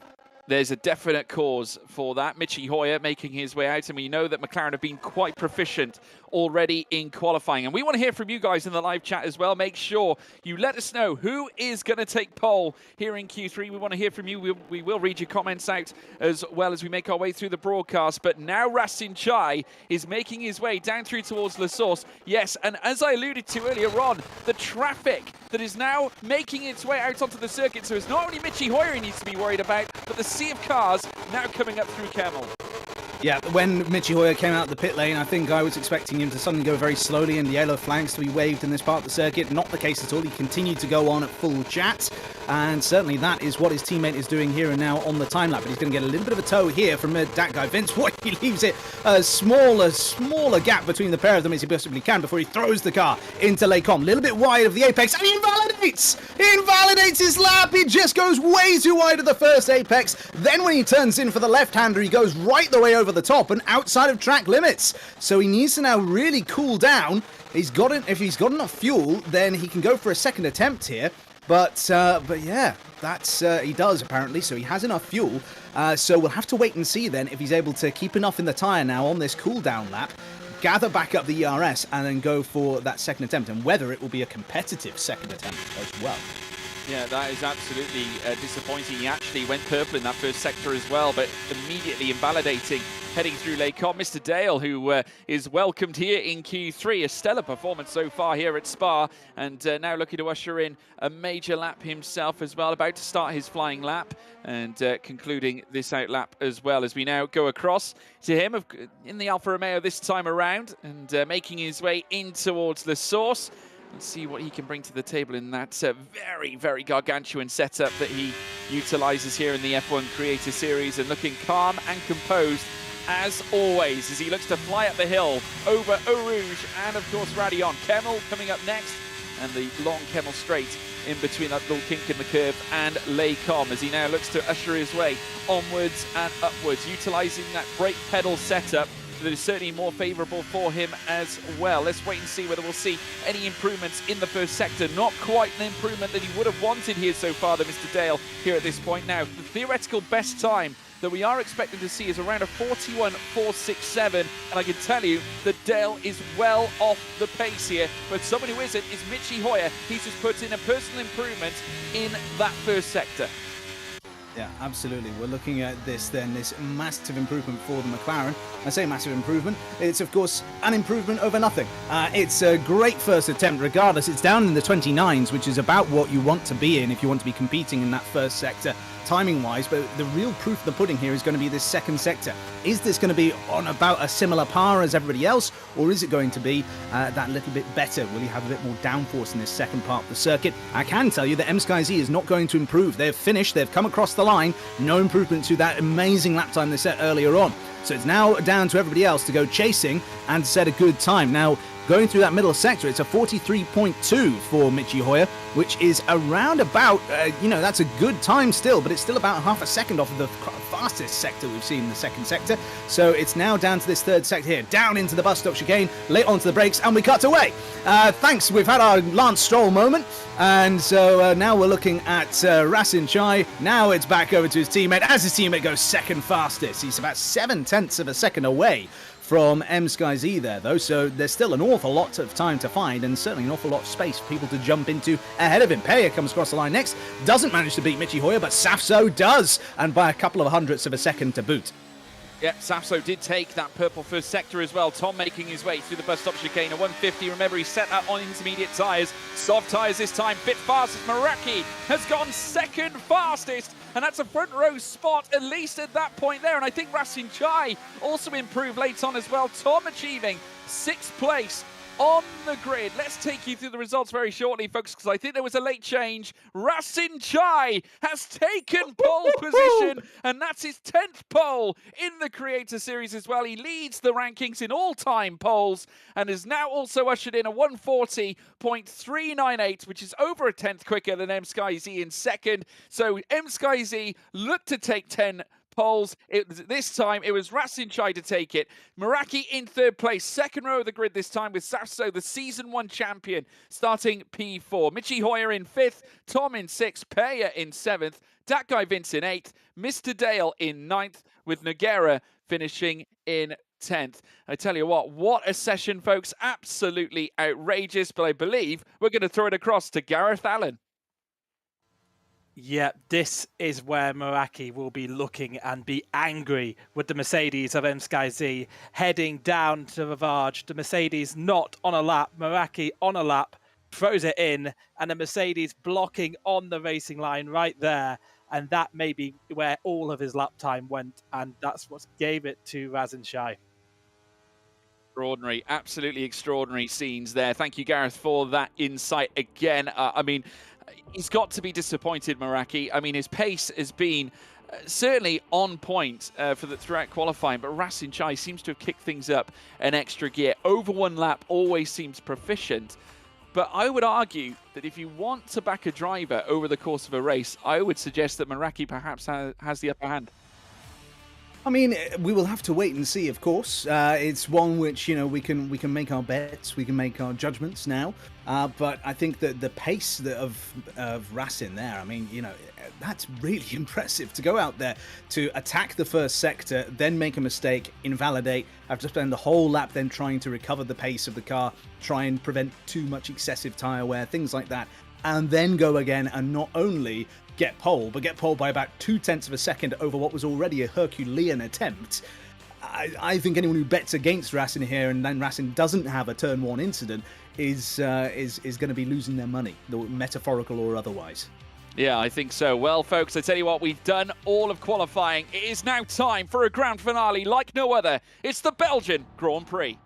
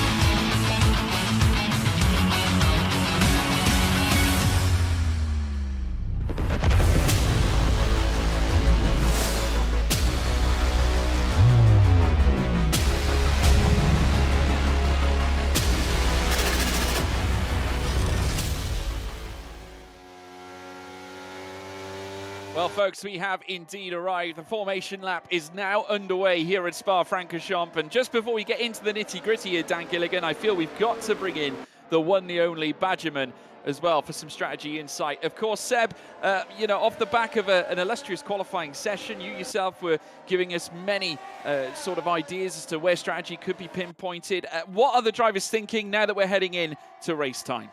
Yeah, I see everyone's decided to go for either the softs or the mediums. There is one strategy available that nobody decided to go for that would actually start on the hards, but that would be a bit of a risky one with the hard medium one stop.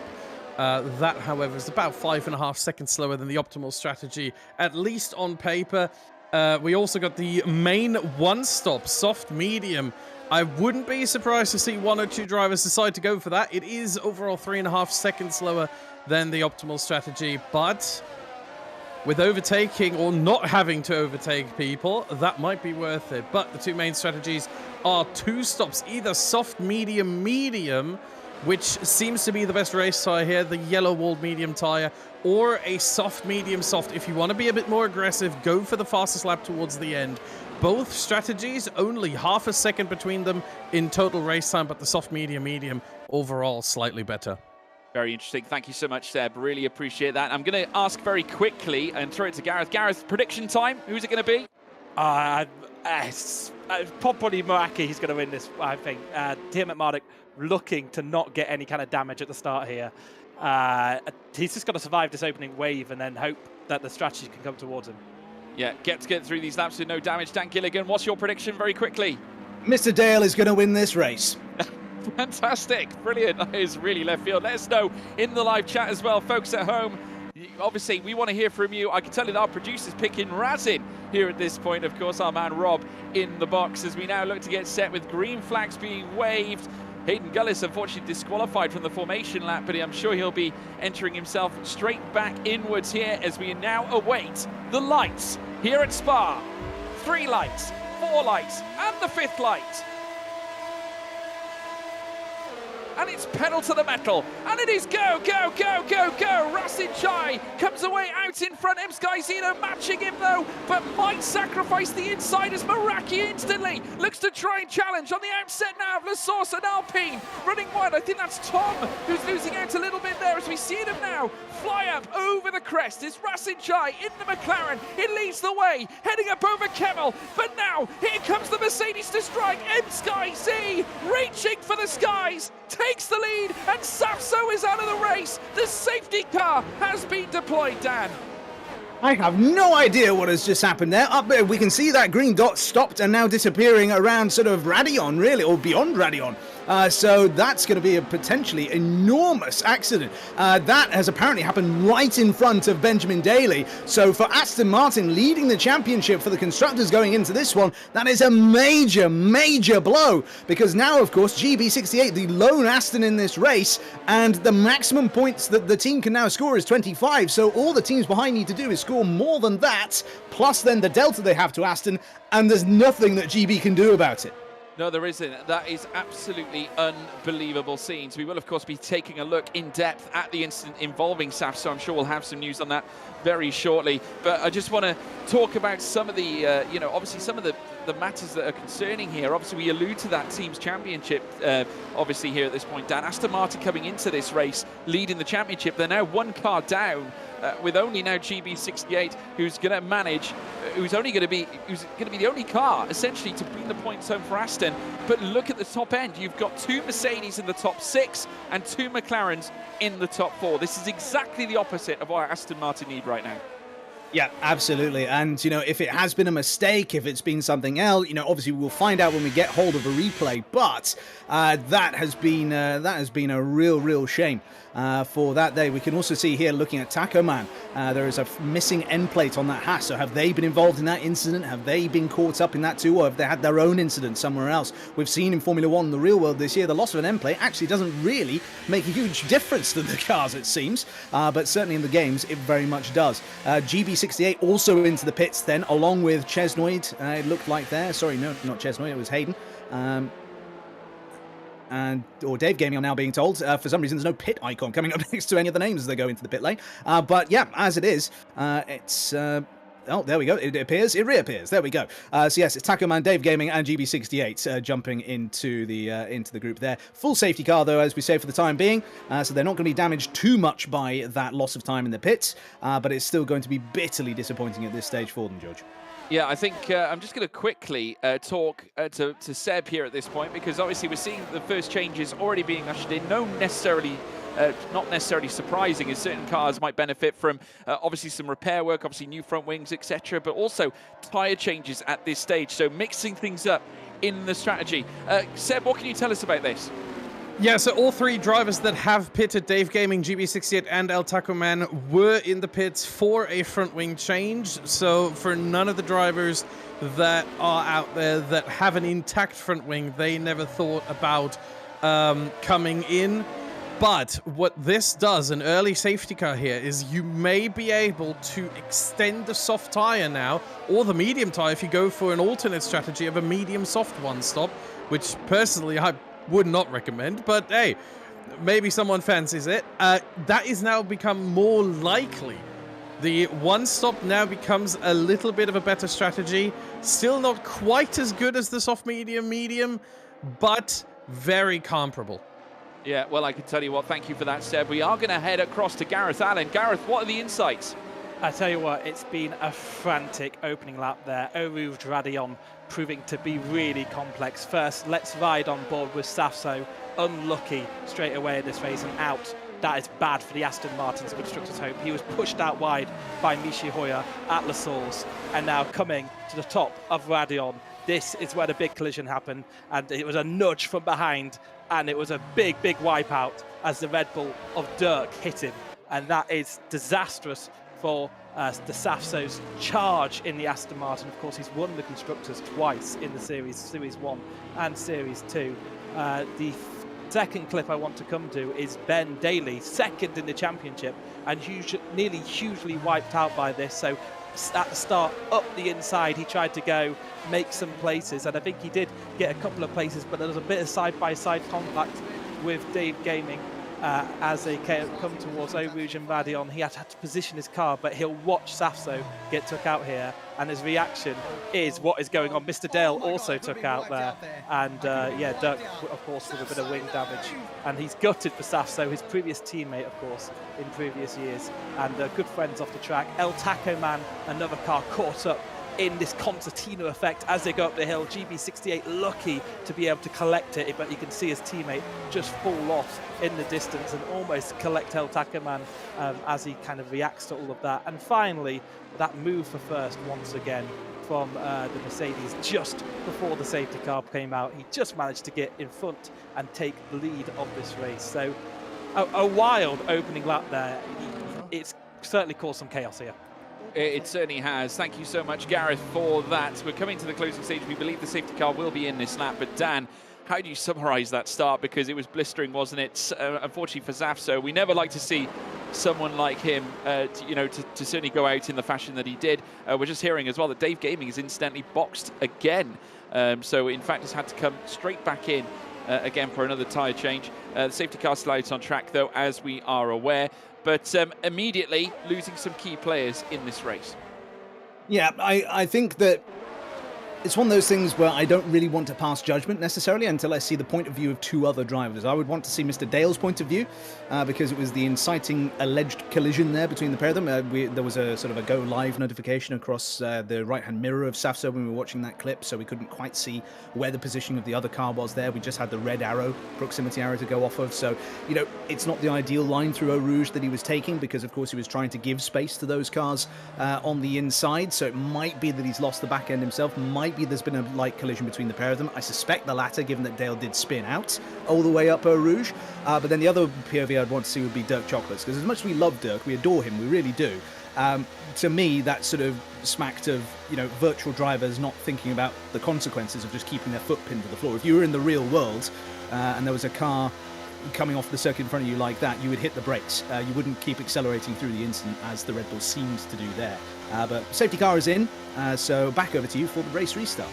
Yeah, here we go, folks. It is now all down to MSkyZ, who immediately puts his foot to the floor now, but he's got to get through the final 2 corners before beginning the next lap, lap 4 of 44. And of course, DRS won't be active for another 3 laps as he now sends it towards turn 1. It's pedal to the metal for the 2nd time in this Grand Prix. Racing Chai also getting a brilliant restart right in the aero of MSkyZ. We could yet see another swap like we did on the opening lap, where of course it would be MSkyZ who would take the lead away from Racing Chai. Further back, Meraki, the championship leader, also tracking them in behind as well. They rise up over the crest. The Williams making some good traction in behind, as well as the 2 leaders make their way up through Kemmel, leading up through towards Laycom.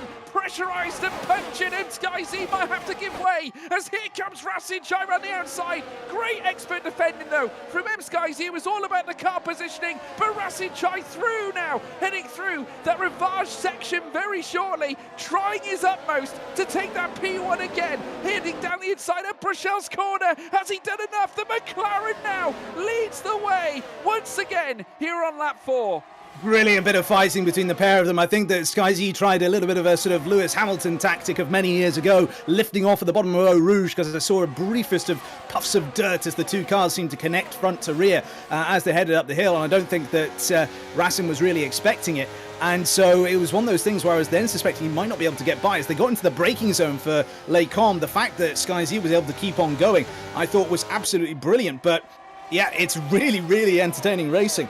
Tom has left the session, so that's a bit of a shame for the Alpine. He's P4 at the moment, of course, as you can see there on the timing tower, which now means that Meraki has got a somewhat unpredictable AI running up his backside here in the multiplayer lobby. So this could potentially go one of a few different ways here, and certainly that AI is looking aggressive. It's braked later than Jake did on that particular occasion, but it's not positioned its car quite well enough on the exit compared to him, so I suspect that concertina effect is going to keep on going. Meanwhile, for Benjamin Daly, you can see them now up to P7 in this race, having started all the way down in P11. They've now got Perrier in front of them, who's of course got a Constructors' Championship to think about. Right now, Mercedes are losing that to McLaren as things stand, and of course there's then Tom and the AI up in front as well, but they are now being hounded by Perrier. Yep, they certainly are. Perrier now hunting down Tom. Remember, of course, losing out on the session. Of course, the AI taking over. Great chance for Perrier to jump a place as now he'll utilise the toe, make his way up towards Laycom. Still Racing Chai leads the way with MSkyZ in 2nd, Meraki in 3rd, Perrier getting the move done and moving into 5th. So Tom relegated down to 6th, Tim and Marduk 7th place. And also, remember, the top 7 all on soft tyres. Tim and Marduk, though, leaving nothing to chance. He immediately stamps up on Tom and takes the 6th place away. And Tom needs to get back in the session ASAP, or he's going to lose places hand over fist. Absolutely. I mean, if you had to say any driver in this field who was going to be able to fight the AI properly, it would be Benjamin Daly. And so when they've gotten through there, then into that P6, that's about the easiest P6 that they'll have gotten all season long. And so from the back of that, then we've got that guy Vince now up to P7 as well. Dirk is now hovering around the back of Infratic. You can see there the 2 former Red Bull teammates now with Infratic moved over to Ferrari for this season. The pair of them fighting hard, and Infratic, of course, wanting to get up the order, wanting to execute their pace and their run plan to try and benefit their teammate as much as they possibly can, as they said in the interview earlier on. But this then is a really interesting fight that's going on. But also interesting is this fight up at the top end. Now, of course, there could have been a possibility there for Jake to send one up the inside into the final corner, but I don't think it would have benefited them all that much. And I think they must have agreed with me, as now DRS has finally been enabled. Yeah, great chance here for MSkyZ to retake the lead away from Racing Chai. Meraki hovering all over his tail as well. He might yet spy an opportunity to take the lead. Tim and Marduk making some really great progress at the start of this race. He started P11. He's now into P6, very nearly halving the deficit. Of course, can't really half 11. 5.5, but that position doesn't exist on the timing screen. Hayden Gullis, though, one of the fastest risers, one of the best improvers. Started 20th. He's now 11th here at this stage, as we now see the cars wind their way up through towards Laycom. MSkyZ opting to remain behind Racing Chai, just utilising the toe to defend against from Meraki, who's in 3rd. Michi Hoyer as well, as we now see some movements further down. GB68 in 11th. Hayden Gullis could yet lose 2 places because Infratic has taken it away, and Gullis with an issue. He's now down into 13th with Dirk Chocolate on his tail, and we're going to head across now to Gareth Allen, who's got some news. Yeah, just a quick replay here of Ben getting that guy Vince on the way towards the bus stop. It was around the outside that he took this move, and it was nicely done actually, and of course it gave him the opportunity to get by Tom first too later on down on the Well, there we go. That is the latest update that we do have from Gareth. Hayden Gullis still remains in 13th, but a little moment that crept in. Meraki now still up in P3 and 6/10 away from him, Sky Z in second. A bit of a scary moment for Gullis, though, Dan. Yeah, scary indeed, but you know, oftentimes some of the best things in life can be scary the first time you do them. So it's something like that. I don't know what you're giggling at, George. I don't know what you could possibly be thinking of there. What sort of things could you be thinking of that are scary the first time you do them? Yeah, well, no, look, I appreciate that things are always scary when you try them for the first time. You know, I'd imagine commentating is one of them. As you take a look at Tim Marnock here in 6th place, 2 further down. We're currently looking at Meraki, but here is Benjamin Daly, who is right on the tail of Peya. Now, look at this. That guy Vince 2.7 seconds in behind as well, but also losing out on DRS is Michi Hoyer in 4th, who is now going to be certainly at the mercy of Peya in behind, who does have DRS on him. So this will allow the group in behind to kind of funnel on through. Tom now moves up into 8th ahead of Noguera and also ahead of that guy Vince. Vince, I think, might have a problem here. He's going to lose 2 places in the space of one single straight. Tom now on a recovery mission up to 7th. Absolutely, yeah. They'll have got the bit between their teeth now, and they'll be thinking to themselves, that was absolutely ridiculous, the amount of damage that one little disconnect has done. But now they're going to be pushing on, trying to do the absolute best they can in terms of recuperating and pushing forwards in this race, trying to get the best result that they can come the end of it. But up at the top 3, it's still very much holding station for the time being. And Michi Hoyer still hovering on that sort of 1 second bubble right now in P4, but it's not really the sort of comfortable gap that you would want in terms of that. But yeah, in terms of things right now, as the positions stand, as we see them, this would be a Meraki Championship win and a McLaren Constructors Championship win. Yeah, with ultimately, I would say, the catalyst in the Teams Championship being Safso's departure from this race, with only GB68 representing here, and he's not even in the top 10, which is going to hinder. And speaking of GB, we're now riding on board with him as he looks to chase down Curbs for a potential move heading down in towards the bus stop chicane. Will he look to open the door this time around? Curbs going very defensive down the inside, but the question is, will he sacrifice the exit speed coming out of turn 20 as well, as we now see them make their way down through towards the source. No opportunity yet for GB through bus stop, as they now look to head down through towards the source. He'll have his chance through Kemmel. Up at the sharp end, still Rasid Chai leading the way, nearly 7/10, which now encroaches down into 6.5 as Sky Z will open up the rear wing. Michi Hoyer now 1.4 behind Meraki, losing more time away from the top 3 with Peya and Tim Marnock as well in behind. Here comes Peya now as he looks to try and escalate things. 4th place on the table for the Mercedes. It's 2nd and 4th. Peya and Sky Z working together here in order to further their team's championship prospects. Yeah, absolutely. Very, very good indeed. And it's, wow, looking at this then, as we get a raid from F1 Esports BR. Thank you very much for that. Hope that your event, whatever it is, has gone well. But yes, we've got Peya now up to P4. The McLarens then under a bit of pressure now from the Mercedes duo. But I don't think it's still quite enough to outscore the Papaya team at this stage. But what would be something that would start to outscore them would be if Michi Hoyer starts to slip further and further down the field. And with Ben Daly now lurking in his mirrors, wanting to, of course, get up towards the front end, fight for the win and fight for this championship as well, that's then something that they're going to be incredibly keen to do.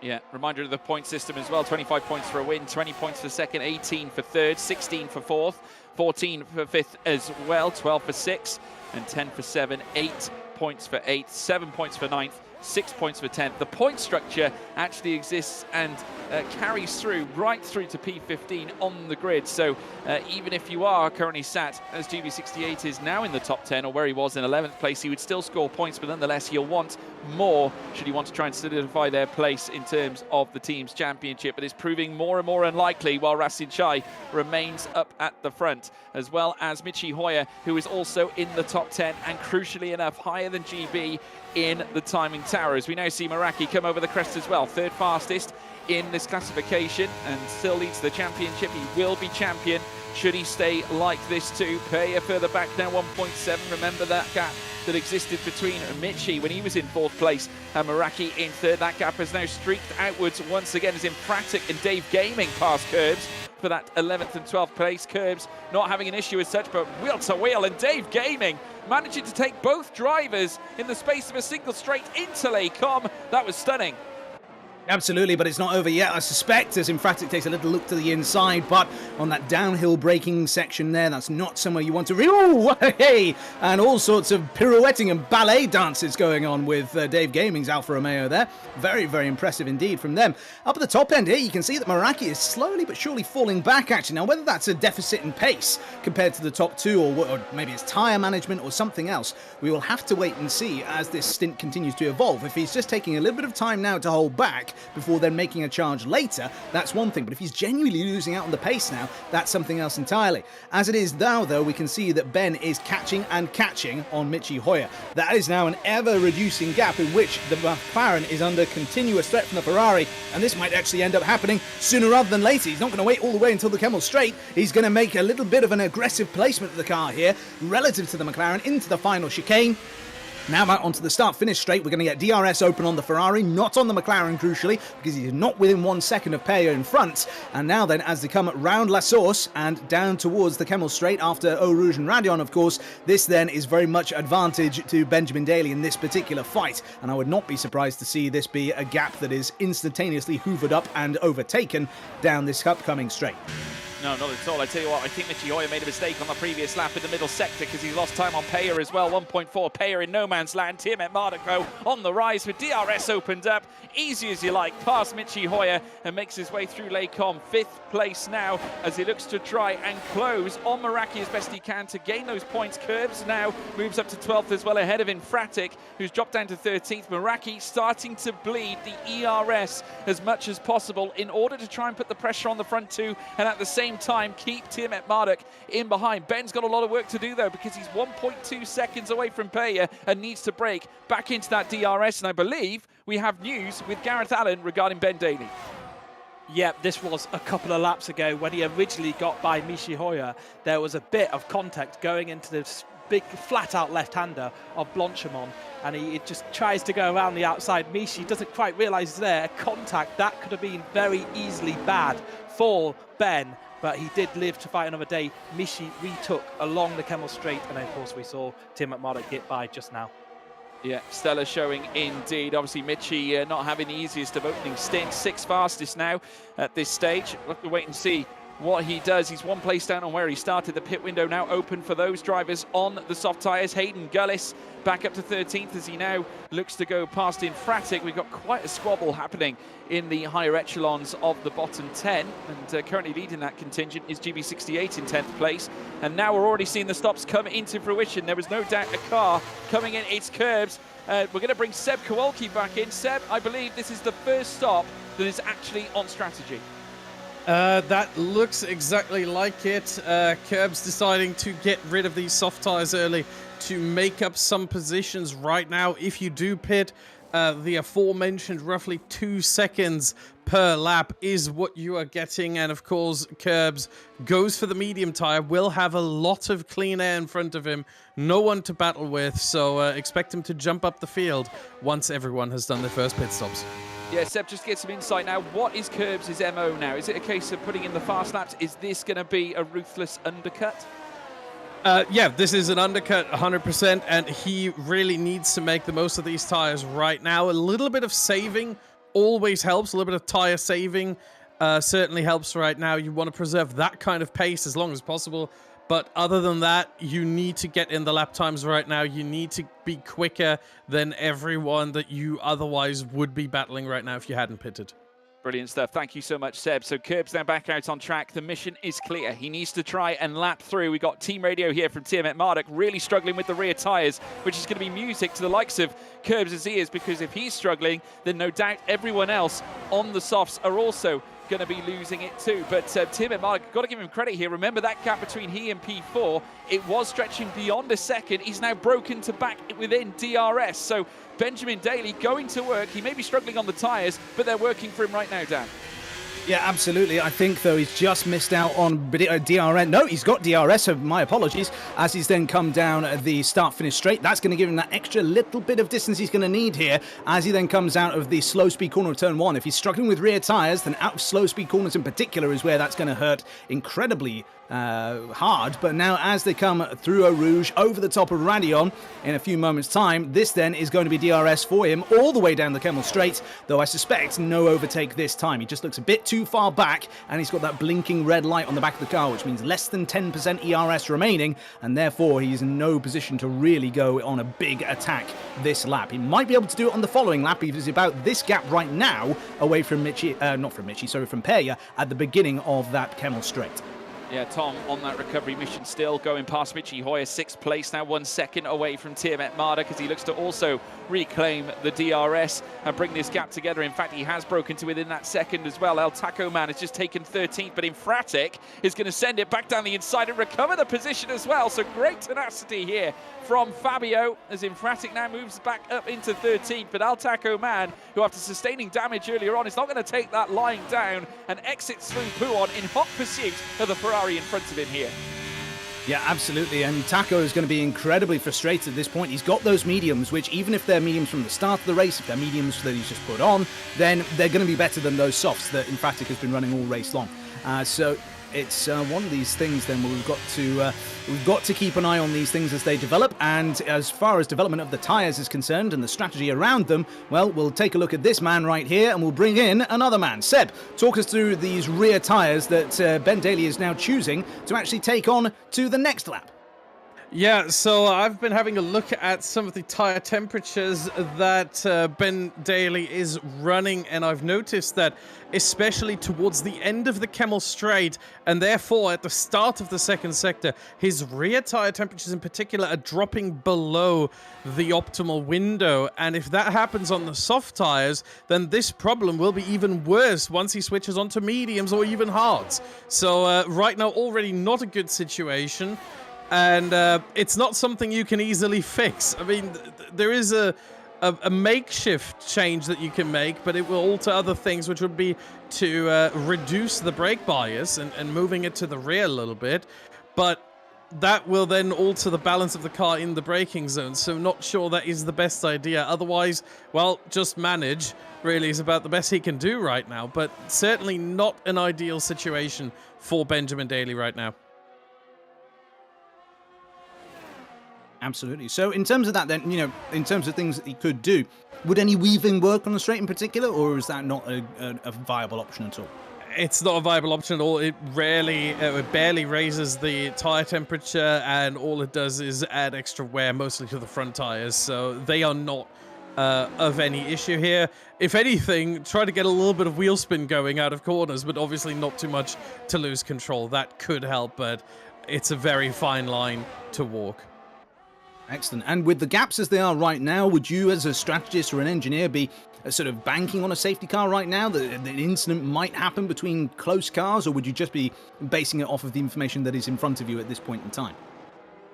Well, right now, if I was Ben Daly's strategist, I certainly would start considering the soft-medium-soft strategy over a soft-medium-medium, simply because on the medium tire, this temperature issue will be even worse than on softs.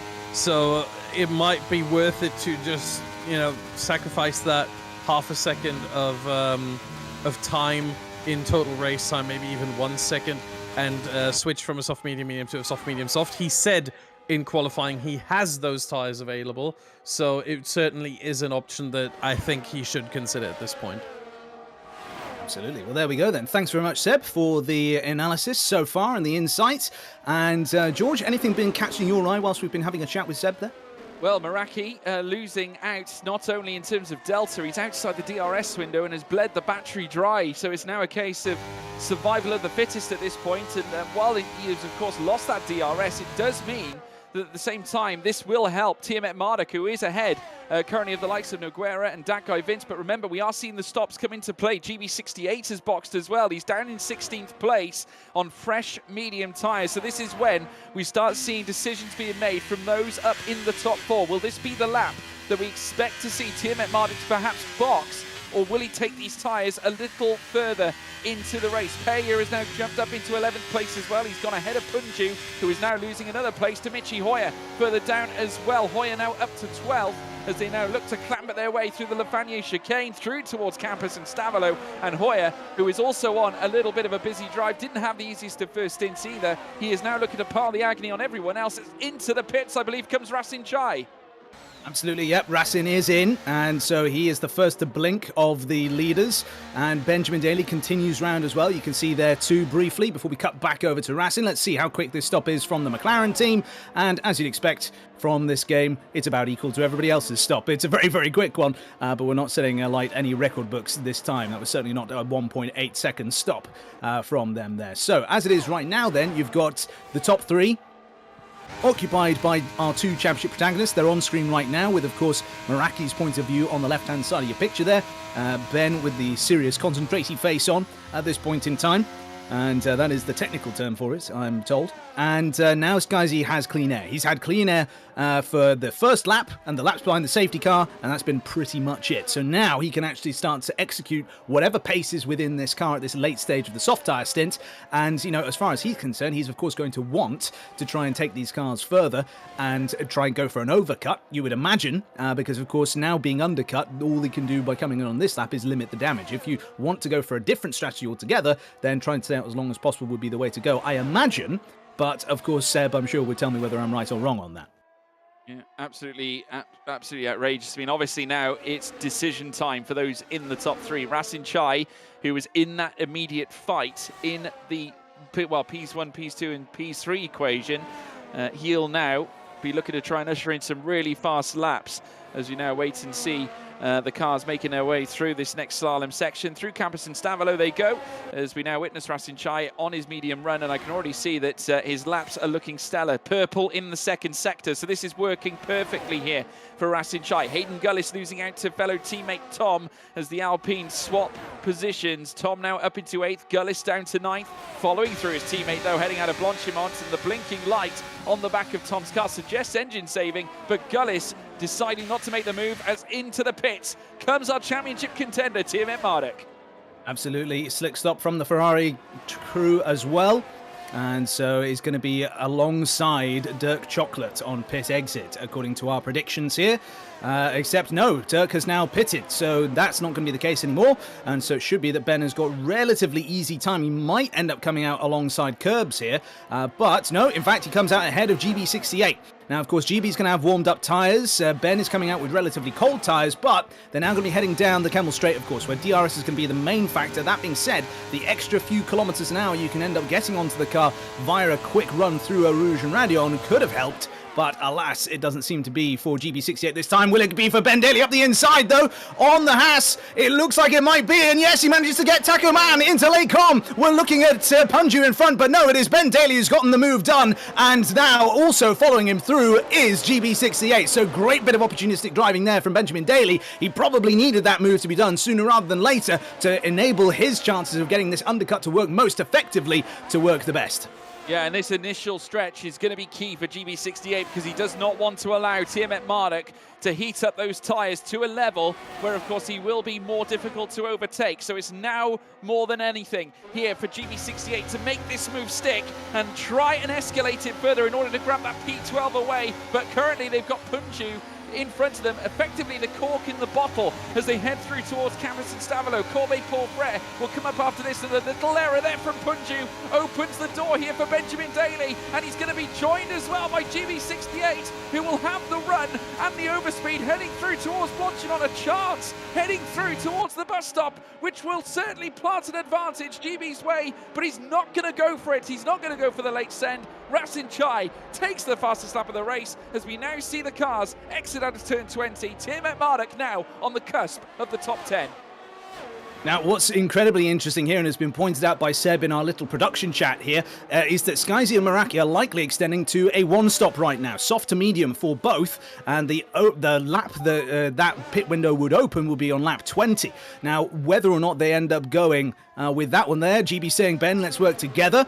Interesting proposal there. We have seen it before, and of course it's in GB's interest to try and work together with somebody, given that his teammate is out of this race, and so it could be that the pair of them end up DRS training themselves along to try and catch up onto the back of those cars in front, as well as, of course, trying to extend that undercut and try and get it to work for them. The thing that's going to be interesting from here, I apologize. The soft to medium one-stop window is open from now until lap 20. So beyond that point, if they're still on that same set of soft tyres, then they're going to be in a bit of trouble. But then, of course, it's going to be that difference come the end of the race when they've got worn mediums versus maybe those on fresh softs or fresh mediums. So that's going to be the real difference there in terms of the strategies. And it's a strategy which, as Seb was saying earlier on, of course, became much more viable when that safety car came out on the first lap. So that's something which we could potentially be seeing as an interesting battle going on there towards the end. But right now, we're in a little bit of a discombobulated field at the moment, George.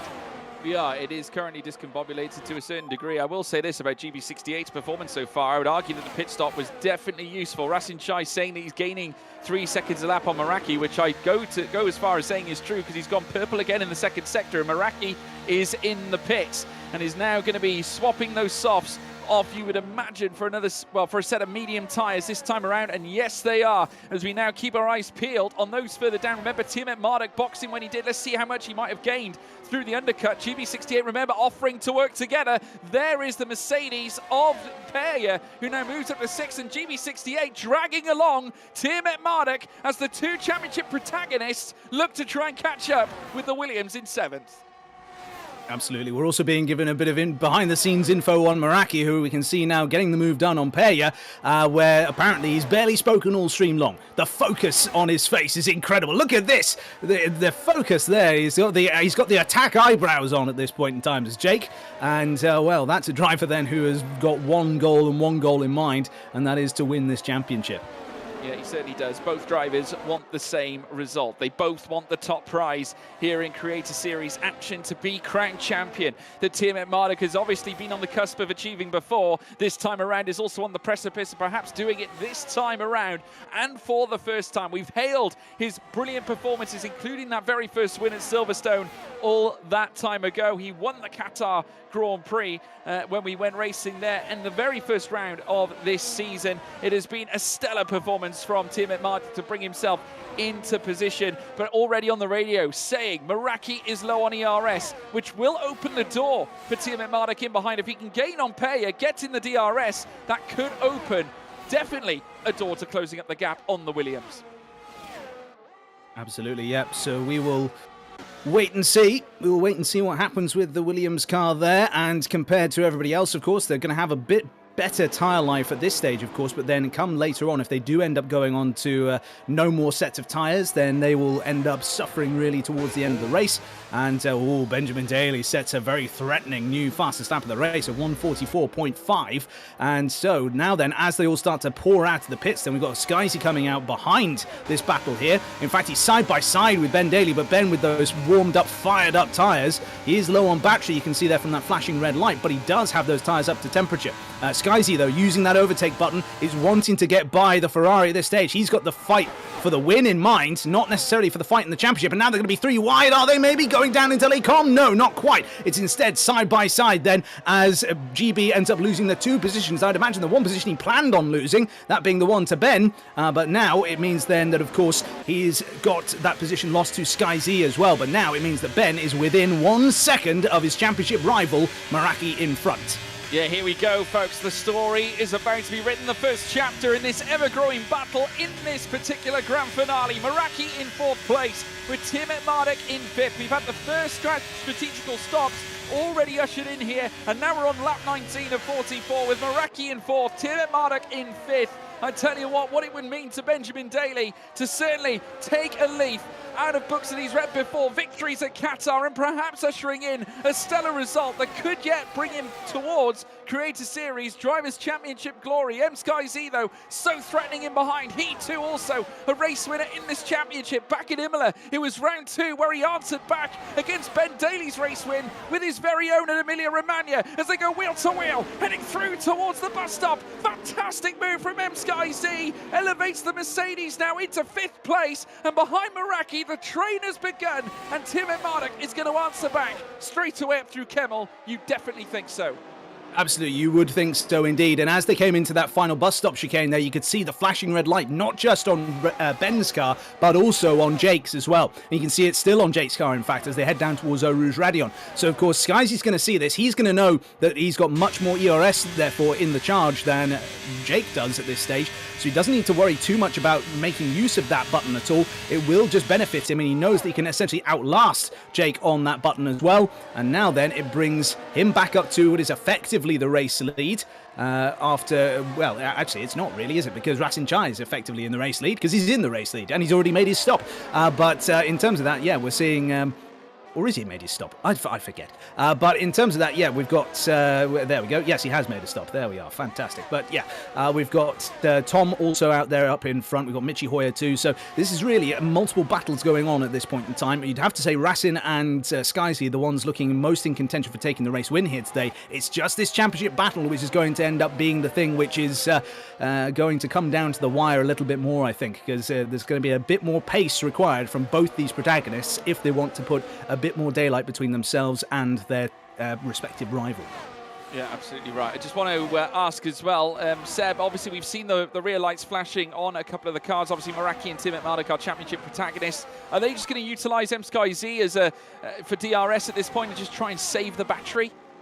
That's exactly what they should be doing. The extra pace that Skyzy has on his fresher tires should be used by the whole train here to pull all of them closer to Michi Hoyer and Tom ahead. The gap there is about 3 seconds between Skyzy and Michi Hoyer, and that gap will close very, very soon. 6 laps difference in tires there will make that quite a quick thing to happen, unless Tom and Michi Hoyer somehow work together and slipstream and DRS past each other, which I think they're doing right now.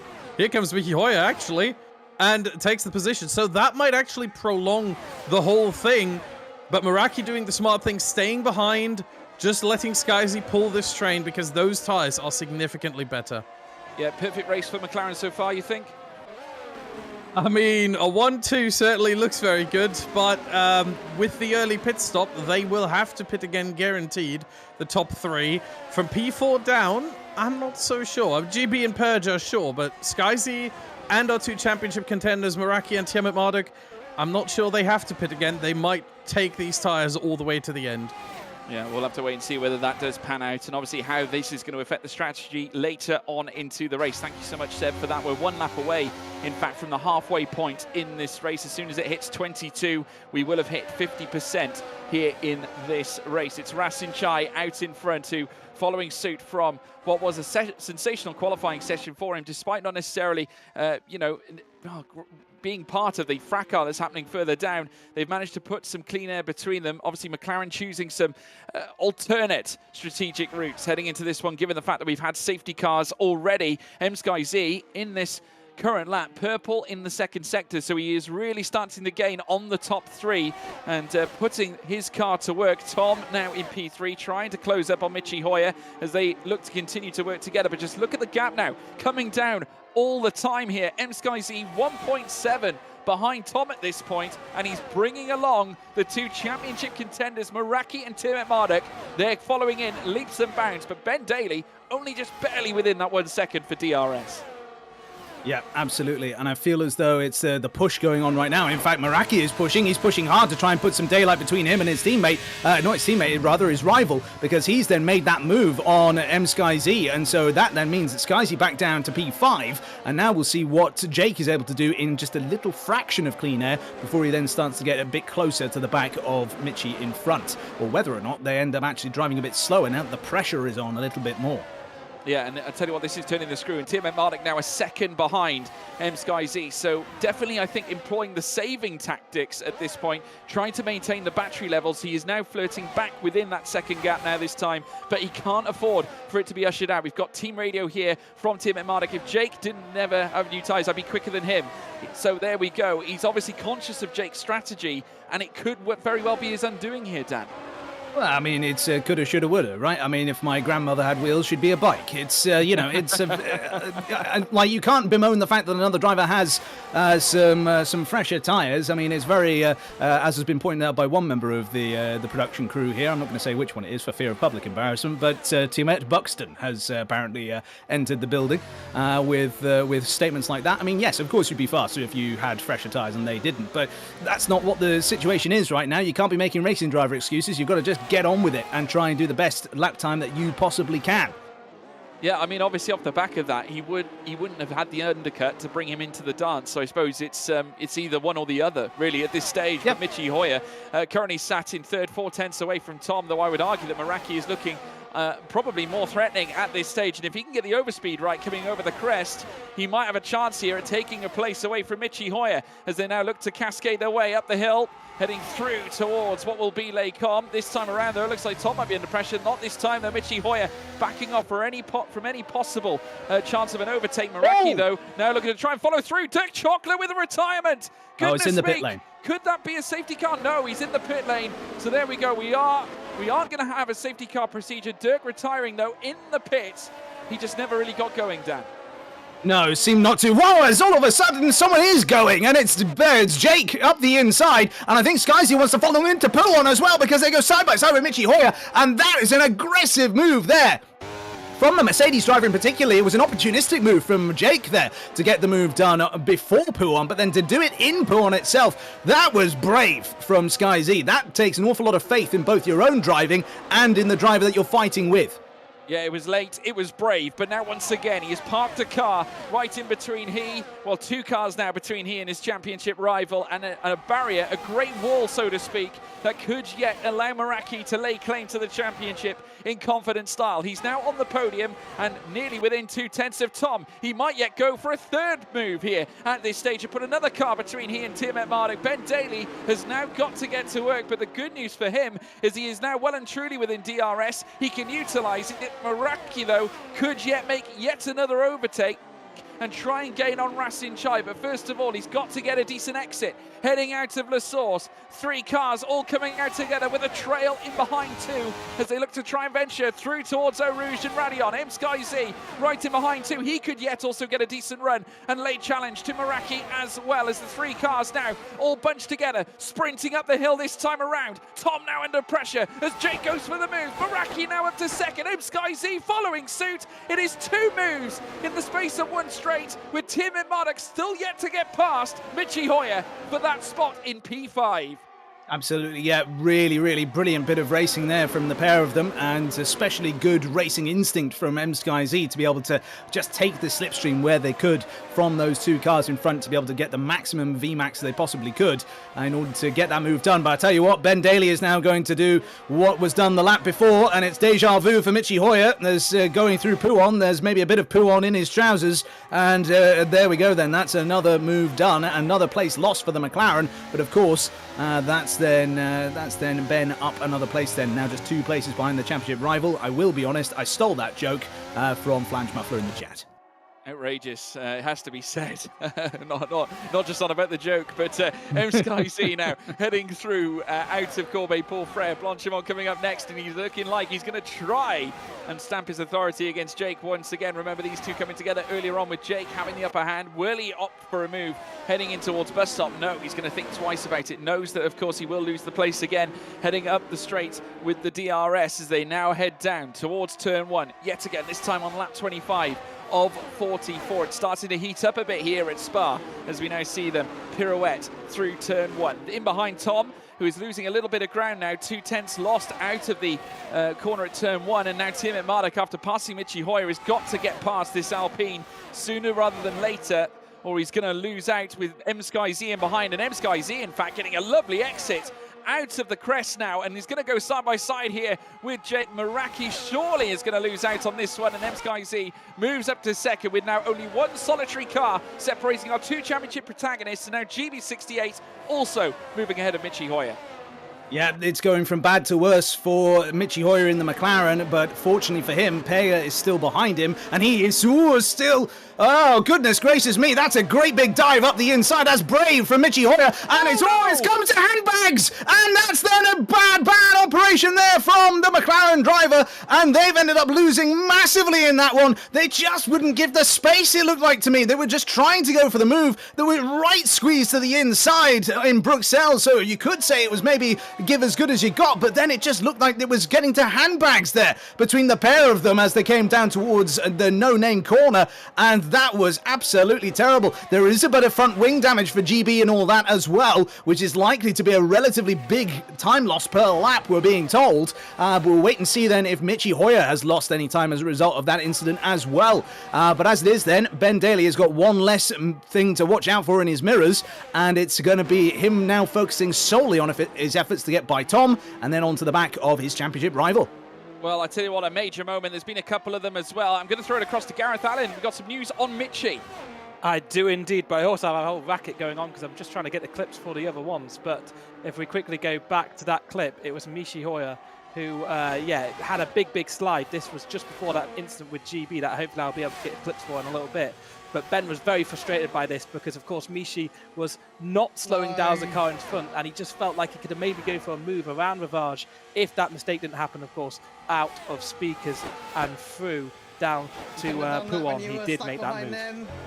Yeah, absolutely stellar stuff indeed, and a really scary moment as well for Benjamin Daly. Obviously, we never like to see championship protagonists lose out, but that guy Vince now moving up to 7th. God, we've got a plethora of cars now involved in this. Payer in behind too, as now we see Michi Hoyer trying to recover after the moment that he had earlier on. Hayden Gullis passing Noguera as well for that 11th place. So the Alpine now raising the stakes once again. Remember, started P20, now up to P11, and putting in a really good shift as things stand, and are on the cusp of actually bringing yet more points to the Alpine team. And as I say that, Tom with a 3-second time penalty, which now will obviously at the end of the race allow Team Mario to jump ahead of the Alpine when the results come through later on. But I'm sure he would much rather the track position because he is losing time here on Meraki in 3rd place. The gap already stretching to 2.6 seconds from the Williams in 3rd. Absolutely, yeah. And so this is going to be something which will play on him a bit here. It looks to me as though the Alpine is set up to be very quick in a straight line, but then through the second sector, they're struggling a bit more. And so that's then what's really proving to be the real sticking point for Ben Daly at this point. Ben's now headed into that bus stop chicane. I would be surprised if he lost too much time really through here, even though he is the car in the dirty air. And as they now come onto the start finish straight, he will get that DRS open on the back of the car. You can see it there, that letterbox opening up in the rear wing before it then slams shut, a little bit like what you would do on a particularly nosy postman that is sticking their nose through to try and have a look at what you've got on display inside of your house. That's a bit of a specific example, but I can tell you now my postman doesn't like me very much.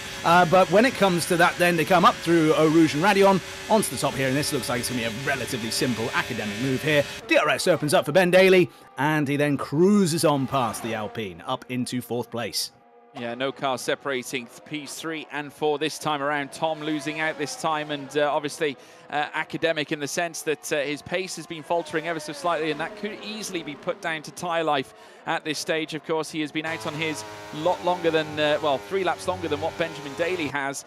So obviously it's going to come down to a mere point of management on his part, obviously, as well as the time penalty that he has accrued. Meraki there in 3rd place, just within a second of MSkyZ in 2nd. So that's credit to the Mercedes here, because of course he's trying to break away in terms of the DRS and has a great chance here to perhaps even rein in the Delta against Racing Chai. Now remember, Racing has been out now for quite some time on his stint because of course he boxed earlier than most and has already accrued 12 laps on his tyres. The time difference at this stage is approximately 4 to 5 tenths of a second per lap. So Racing Chai losing time to MSkyZ, and just look at this now, he's also got it down to 7.4, and Meraki, as a consequence, having a lap older tyres than MSkyZ. He's outside of the DRS window, and this will be great news for Tiamat Marduk.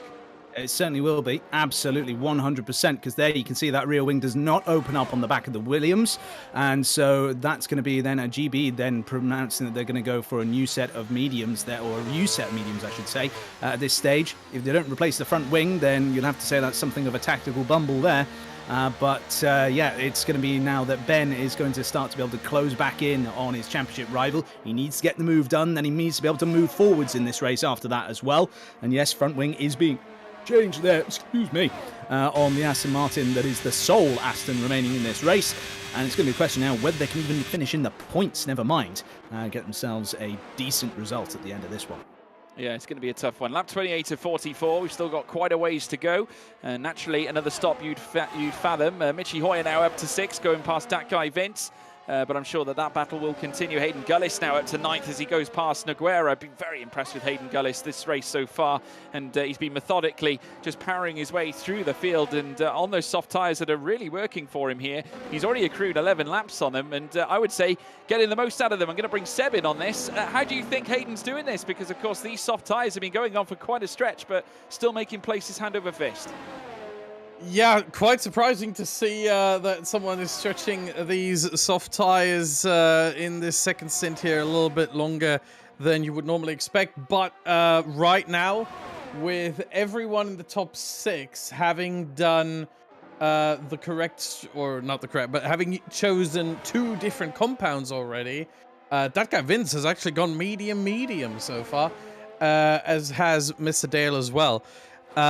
We expect the second pit stop for those that are on a 2-stop rather soon here. So a bunch of drivers probably pitting, and Tom is the first one to do so. He's coming in probably for another set of mediums. We'll see what it is. I think at this point, mediums are still better. Once we get to the end of lap 31, soft would be the better choice, but it is mediums indeed for Tom, and Michi Hoyer also in.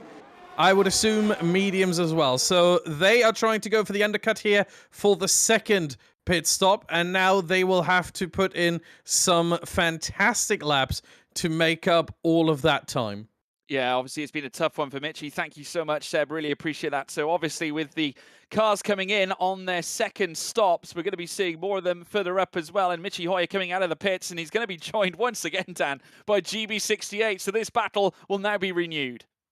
Absolutely, yeah. And so, it's a testament to the amount of speed that GB's had in their outlap then, where they've been able to close back in so much on Michi Hoyer, despite the difference that they've had there between them. But as they go down the Kemmel Straight, then DRS for both cars, but fresh tyres, of course, for GB.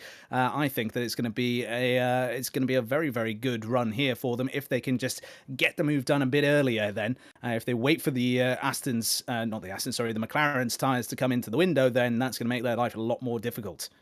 Yeah, it certainly will do. I can just say as well, Team at Marduk still holds the best lap of the race so far. Fastest lap under his belt, despite being 4th place. And now Michi Hoyer moving past Punju in great style as well, heading through Puon. We always love to see the moves done there. GB68 following in tandem as well, of course. Remember, he stopped earlier, but his tyres are used. Now, we're not sure whether Michi Hoyer has got used tyres on right now, but obviously GB being on used tyres, if he is indeed against new used tyres, that does put him up, put him in a disadvantage, shall we say. Yeah, absolutely. Yeah, very, very difficult thing to do if you want to be able to take advantage of that. But ultimately, it's in the driver's hands. They have things under control or not, depending on how they're driving the car. Ben saying he does not want to undercut. Well, that's in stark contrast to earlier on. When he did go for the undercut, and it worked very, very well. It must be said, when you go for that undercut, you end up getting a huge, huge benefit. We were hearing from Racin's radio, for example, earlier on, that he was 3 seconds a lap quicker than those who were staying out. We've got a new fastest lap of the race now as well, 1:44 I believe that was when it flashed up on the screen. That is for the lead Haas at the moment. That is for no, it isn't, sorry, I'd tell a lie. That is for Dave Gaming, in fact, the lead Alfa Romeo. I'm looking at the wrong little red logo, but there we are. So yes, very, very good from them. But of course, as we get other drivers circulating through, doing their own stops and everything else, I'm sure that we'll end up seeing some more good times to get done there. We've got GB68 has just gotten the move done on Michi Hoyer at the end of the Camel Straight, another simple DRS pass, and so away they will go then, and hopefully, as far as they're concerned, they will try and put their Aston as high up the order as they possibly can to try and reclaim that place in the Constructors' Championship. But, of course, the McLaren is going to hope that there's going to be a little bit more fractious things to come then for both the Aston and for the Mercedes duo. Speaking of the Mercedes, we now see Prix on the screen as they try and chase down that guy Vince. But whilst this is going on, we can have a little check-in with, of course, our man in the clip book as into the pit lane comes the race leader, and that is Gareth. Come to me. Yeah, I mean, I've just got that clip of GB going for this overtake on Michi Hoyer through Rouge and Radion up through the Camel Straight. And yeah, this is the Aston Martin just getting by here on a lot fresher rubber, of course, offsetting that wing damage. They already came together earlier, so he was happy to catch him where he did catch him there. It's been quite not too many incidents off of the kind of boil here. We've kind of caught a lot of them live on stream, but yeah, it's been a fantastic race and really enthralling what's going to happen with this final stint. Yeah, I think so. Thank you, Gareth. Really appreciate that. And just want to say as well, obviously with Dave Gaming ushering in that fastest lap of the race so far, Mr. Dale also in 10th place as well with a very, very good run so far. So definitely getting those pedals to work this time around is definitely in his favour, but he's under pressure because GB68 is hovering all over the back of him here and already looking for a switch, heading up through Rouge and Radion. And given Dale's unfortunate record in races, that's a very brave thing to do, as now GB68 moves on through, as does Michi Hoyer. This battle's still not yet done. Of course, GB making the move on Michi earlier on. We could see yet Hoyer coming back once again. We could indeed, yeah, and so with the Aston fighting so hard with the McLaren, that's going to actually impede their challenge, their fight up the order a little bit if they continue to sort of take chunks out of one another, and of course a little bit of history between the pair of them over the course of this race, so it might be that we end up seeing a bit more of that later on. As up the inside goes Tom. Is he going to get this one done? He certainly spooked Payer enough into giving him the space, and now he goes all the way off the circuit. Now, if I was Tom, I would give that one back. He's gotten that move by going all four wheels off of the track. We don't have a penalty system here in the Creator Series or anything like that you would see in other league races, but if we were operating to that sort of a way, then that's well, that's just a great big old shame. But that's that. Yeah, coming into the pits now, Sky Z and Racing Chai will move up as a consequence. Meraki now with the lead of the race so far. Tiamat Marduk coming in too. So remember when he said he doesn't want to undercut. He's currently in this position now, 4th place, making his way out onto the track. Meraki still with the lead. So, in fact, he has, undercut Meraki at this point because Meraki's gone long. Remember, Racing was leading the race. Of course, Racing had to pit at some point because he was losing 4/10 a lap against Sky Z in 3rd. But here we are, lap 32 of 44. We've only got a mere 12 laps to go. Meraki leads at this stage, but Racing will surely take that over when Meraki comes into the pits.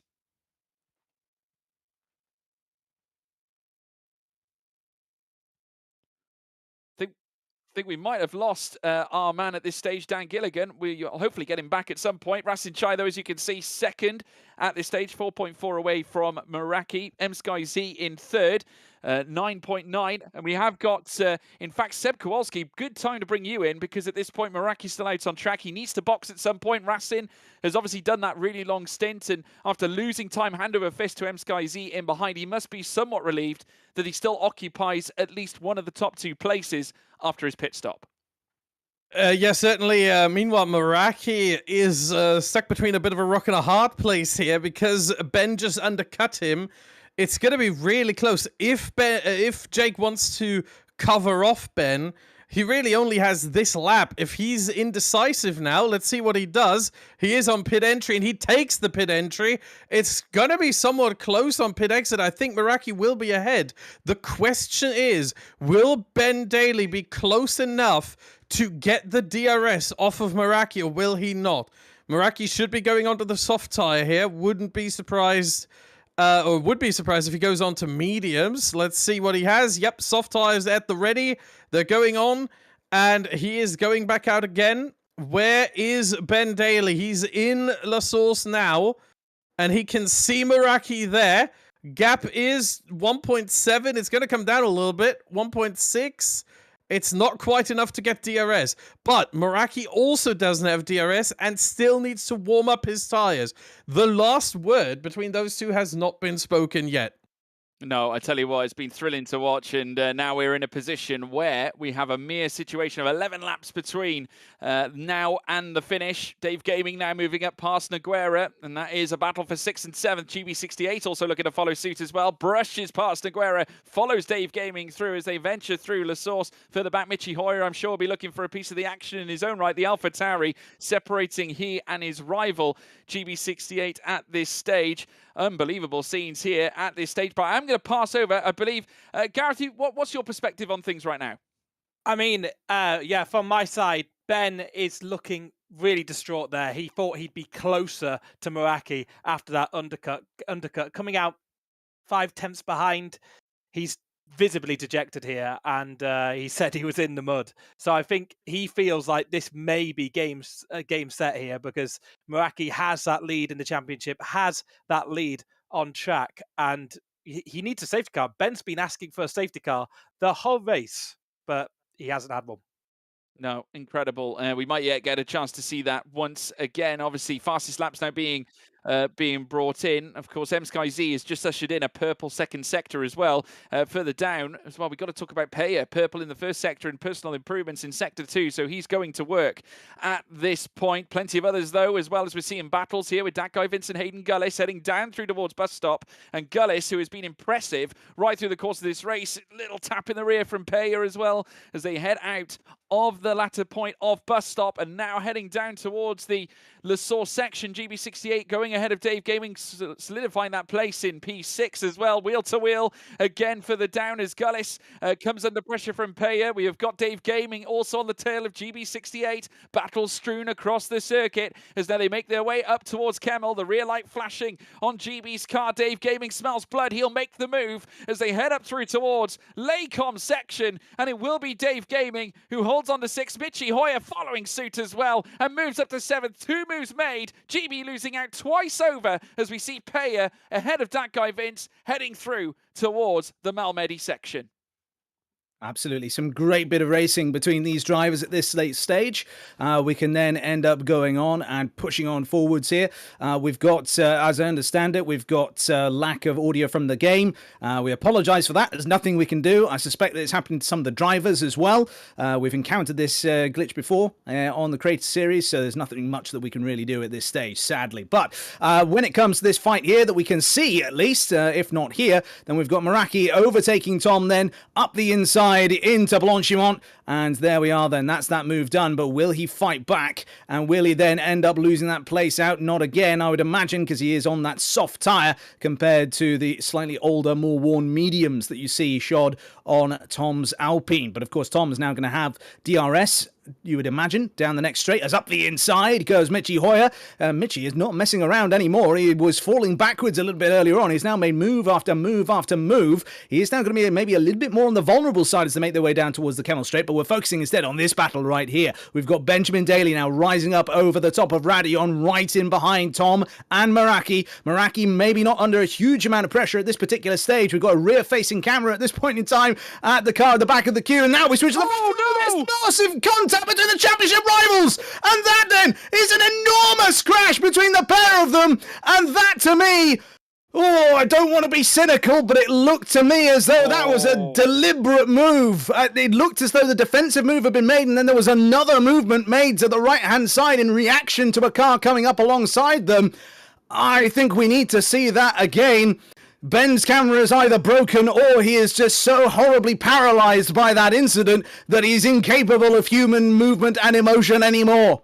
Ugly scenes here at this stage on lap 35. Meraki questioning what happened. We all saw it from Tim at Marduk's point of view. The Williams jutted to the inside as Ben's speed heading up through Kemmel definitely looked like he was on the precipice of getting a move done of sorts, but a huge moment. And I have to tell you, I'm sure, without any shadow of a doubt, that Tim at Marduk is going to be absolutely devastated with what's occurred here on lap 34-5, now becoming lap 36 on this lap.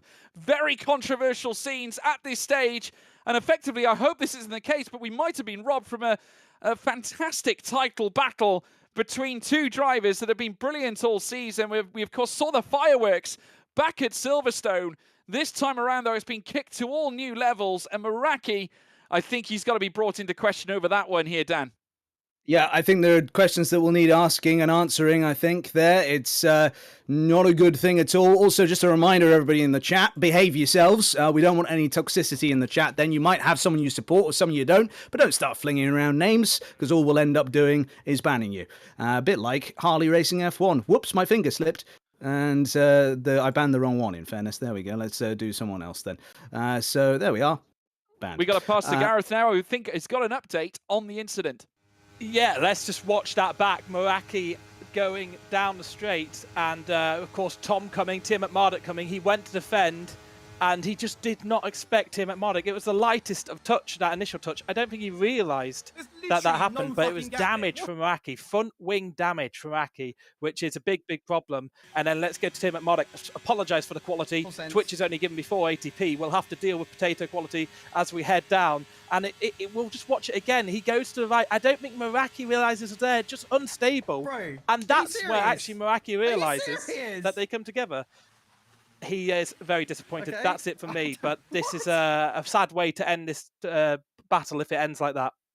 Seems like a tale of two halves, really, after they came together. And now Meraki's got a challenge on his hands, because with the damage, how's that going to impact the rest of the race? And has Tim Marduk got himself in a position where he might be in jeopardy too? Of course, he clipped the grass when he tried to avoid Meraki's car. He was going wheel to wheel, heading up through Kemmel.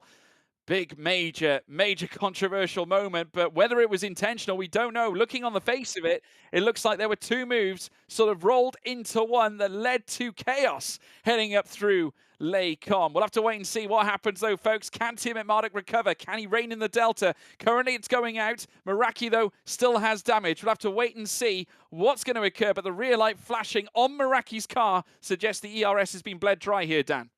Yeah, absolutely. And we've seen this before from Jake, where he tries to use up the ERS reserves to get back within DRS range of a car so he can then try and slipstream along, try and gain himself a bit of time. There was that sort of double movement there that was going on. I think also it's just the thing which is from many years ago now. Ironically, he was never punished for it, even though it's got his name attached to it. But the Verstappen rule was introduced for 2016 in Formula One and then repealed at the end of that same year. But that was where you couldn't then move in the braking zone. And essentially, we weren't quite at the braking zone yet, but it was sort of a thing where that movement in the braking zone was coming as a result of, of reacting to a driver behind you, of seeing them move to the right, so then you move to the right. That's not really what you should be doing at over 200 miles an hour. I think we need to see it from Jake's point of view as well to be able to see that, but it might just be a racing incident. But we'll wait and see whether we're able to get a replay at all if we can. We'll wait for that one. We've still got quite a few laps to go in this race. If Meraki ends up losing, say, over a second a lap, then there's enough laps between now and the end for Ben to be able to get the place and at least get a moral victory here. But you would have to say that any chance of the championship is now gone. Well, we're going to take a look at a replay now, and I think Gareth Allen is on hand to explain. Yeah, I mean, we can just take another look at it again, but what I kind of want to allude to is Meraki kind of pulls out to cover off Tom, and that's the last time he sees Tim Marduk. Just say, he looks behind, and he doesn't think he's going to come. There's contact there, but he hasn't realised, and it's here where he first feels the contact, and that's when he gets visibly quite angry. He's been very, very angry on the chat, let's say, which you can understand why, because he's... Oh, what is he doing? bit of swearing there. Apologies for that. But, I mean, I just want to go back to Tim Marduk's view. It's different because he kind of has that initial contact, that initial wobble that puts him onto the grass, and that kind of isn't recognised by Meraki, and it's only here where Meraki recognises it. I honestly don't think this is intentional from either side. It's just both of them looking to attack Tom, and Ben just looking for that opportunity to get by his championship contender. In all of that, sends it in, and it's a really difficult situation, but I do not think that was intentional on either side. Just a very unfortunate coming together at the end of the Kemmel Straight. It just so happens, doesn't it, that the two championship protagonists have come together. I mean, the big question is, and first of all, thank you so much, Gareth, for that insight. I mean, it's one of those, isn't it? And especially when it's between two rivals, two protagonists that are fighting over the title here, as well as Peya now looks to try and get closer and closer to GB68. A huge moment, it has to be said. But is it just are we looking at mere circumstance, Dan? I don't know. I have my cynical hat on, to be honest with you, with that one. I love both of them, I really do, and I'm friendly with both, and I would like to think that they are with me as well. But from that, I think that was a case of Jake. There was that look in the rear view camera a few times, and we could see that prior to him then moving to the inside to defend from Tom, he could already see Ben was pulling out from behind Tom at a higher top speed at that point.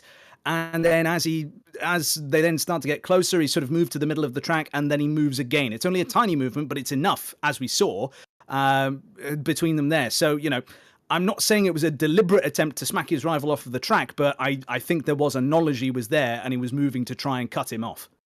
Yeah, I think it's going to be extremely interesting. We are going to sit tight because Gareth is going to be bringing us some more coverage as well. Gareth, what's the latest? Yeah, I mean, again, let's just look at this again. Some people in chat wanted it on slow-mo from Ben's point of view. And let's just look at it. So still in the slipstream of Tom, pulls out. Meraki then goes to cover Tom. And then looking at it there... Did he go too far, Gareth? It's really difficult because I think he pulls out and he's got that overspeed on Tom. The right choice there would have just to back out and think, actually, Meraki's blocked that lane. But he goes into a lane. It's almost like tunnel vision from Ben. Not intentional, but just a step too far. And I think for me, it probably is on Ben's side because he went for a gap that was always disappearing. But it's just that Ben went for the attack on Tom. Meraki covered Tom, and then that lane was blocked. Yeah, it's an interesting one. Obviously, you can look at it on both sides, I suppose. Thank you again, Gareth, for that one, as we now rejoin the battle here with Peya and GB68. Hayden Gullis as well, 5.6 seconds behind Peya, swapping all over the back of GB's car as well.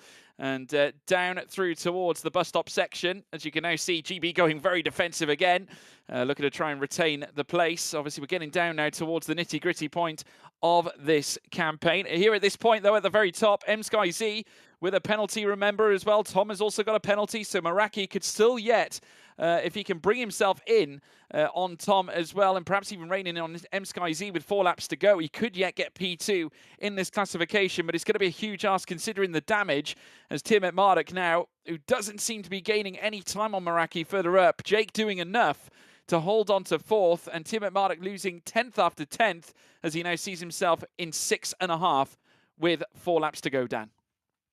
4 laps to go, and GB68 making good use of those 4 laps. Gets up the inside, you can see there, of Michi Hoyer, and this constant battle we've seen all race long, really, between the McLaren and the Aston. I mean, it's not maybe been all race long, but certainly ever since the pair came together earlier. And there's been an incident between Peya and Michi Hoyer. Just in the background there, we were looking at GB's car, and there's no way a fault of the director that we didn't quite catch that at all. It's just the camera angles we get on this game sometimes, where they were just cropped out ever so slightly when they came together. So, not sure what's happened there. If you've got any clips of Peya versus Michi, then chuck them into the chat or chuck them into our Discord server, and then we will see that. And Peya gets a 3-second time penalty in addition to all of that as well. So the Mercedes' chance of finishing ahead of the McLaren and therefore improving their Constructors' chances is getting ever so slimmer. But certainly from that Constructors' Championship perspective, it is currently McLaren taking it at this stage. Yeah, and Racing has been the form player all season. His last victory coming back at Kota, and since then has managed to also coop up some really stellar performances, including, not to mention, a pole position at Brazil, where of course he would lay claim to 18 points in that particular race, and then obviously second in France at Paul Ricard. It has been quite an exquisite series. Of course, his full-on Creator Series stats lead to 4 victories all across the board, but his pace has only improved. He has found, ounce and ounce of delta in this race alone. Not only that, strategical masterclasses in his own rights, and position with a teammate such as Michi Hoyer. It is the partnership that McLaren are certainly striving for, and it will and could yet grasp them the championship in the team's case here at this point. And Michi Hoyer trying to chase after GB68. Obviously, if he gets the move done once again on certainly a rival that he's been up against time and time again, it's a great opportunity for him to once again put Aston Martin to bed, as we're seeing a lot of movement further down. Peya now in 10th, as we see Hayden Gullis in the top 10 as well, 9th place. But look at this from Peya, who looks to go down the inside of Malmedy. Wheel to wheel they stay now. The Mercedes is going to send it through Rivage, late on the brakes, and Peya up to 9th now, and Gullis relegated to P10. Absolutely, yeah. Very, very good opportunistic move there from Peya, trying to climb themselves back up the order. Really, really good indeed. And not so good there is Curbs. And I think that is El Taco Man. No, it's Emphatic, in fact. So it's a Ferrari versus a Williams. It's another crash between the two teams today. And this time there is a 5-second time penalty given to Curbs for that one. I think we need to see that again. I was looking at a bit of data on another screen there before that one happened. We can't have a safety car at this point because, of course, there needs to be 2 full laps of racing in terms of the game's code at the end. So we're not going to have a safety car at this stage of the race. For those all calling for one, it's not going to happen, I'm afraid. And well, that then means then that is their 2 races effectively over. Ferrari and Williams will only be scoring with 1 car then, it seems, unless there are any retirements ahead of them. But as it is then, we've got Hayden Gullis coming around the final turn here then to start their 42nd lap of the Grand Prix.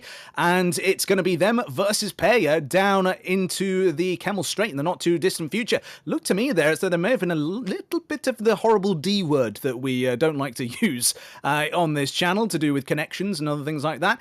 Because into that first corner there, it looked like Hayden almost hit an invisible wall in front of him between himself and Peya. But as it is now, though, he seems to have gotten the car back under control. He's got DRS open, but so too does the Mercedes driver. So he's not going to be able to pull up close and overtake him. That being said, though, of course, Hayden will get that place if things finish as they are right now because of the time penalty. But he's going to want to get past Peya. Of course, he's going to want to try and get onto the back of that guy Vince and get another place for his and for Alpine's championships.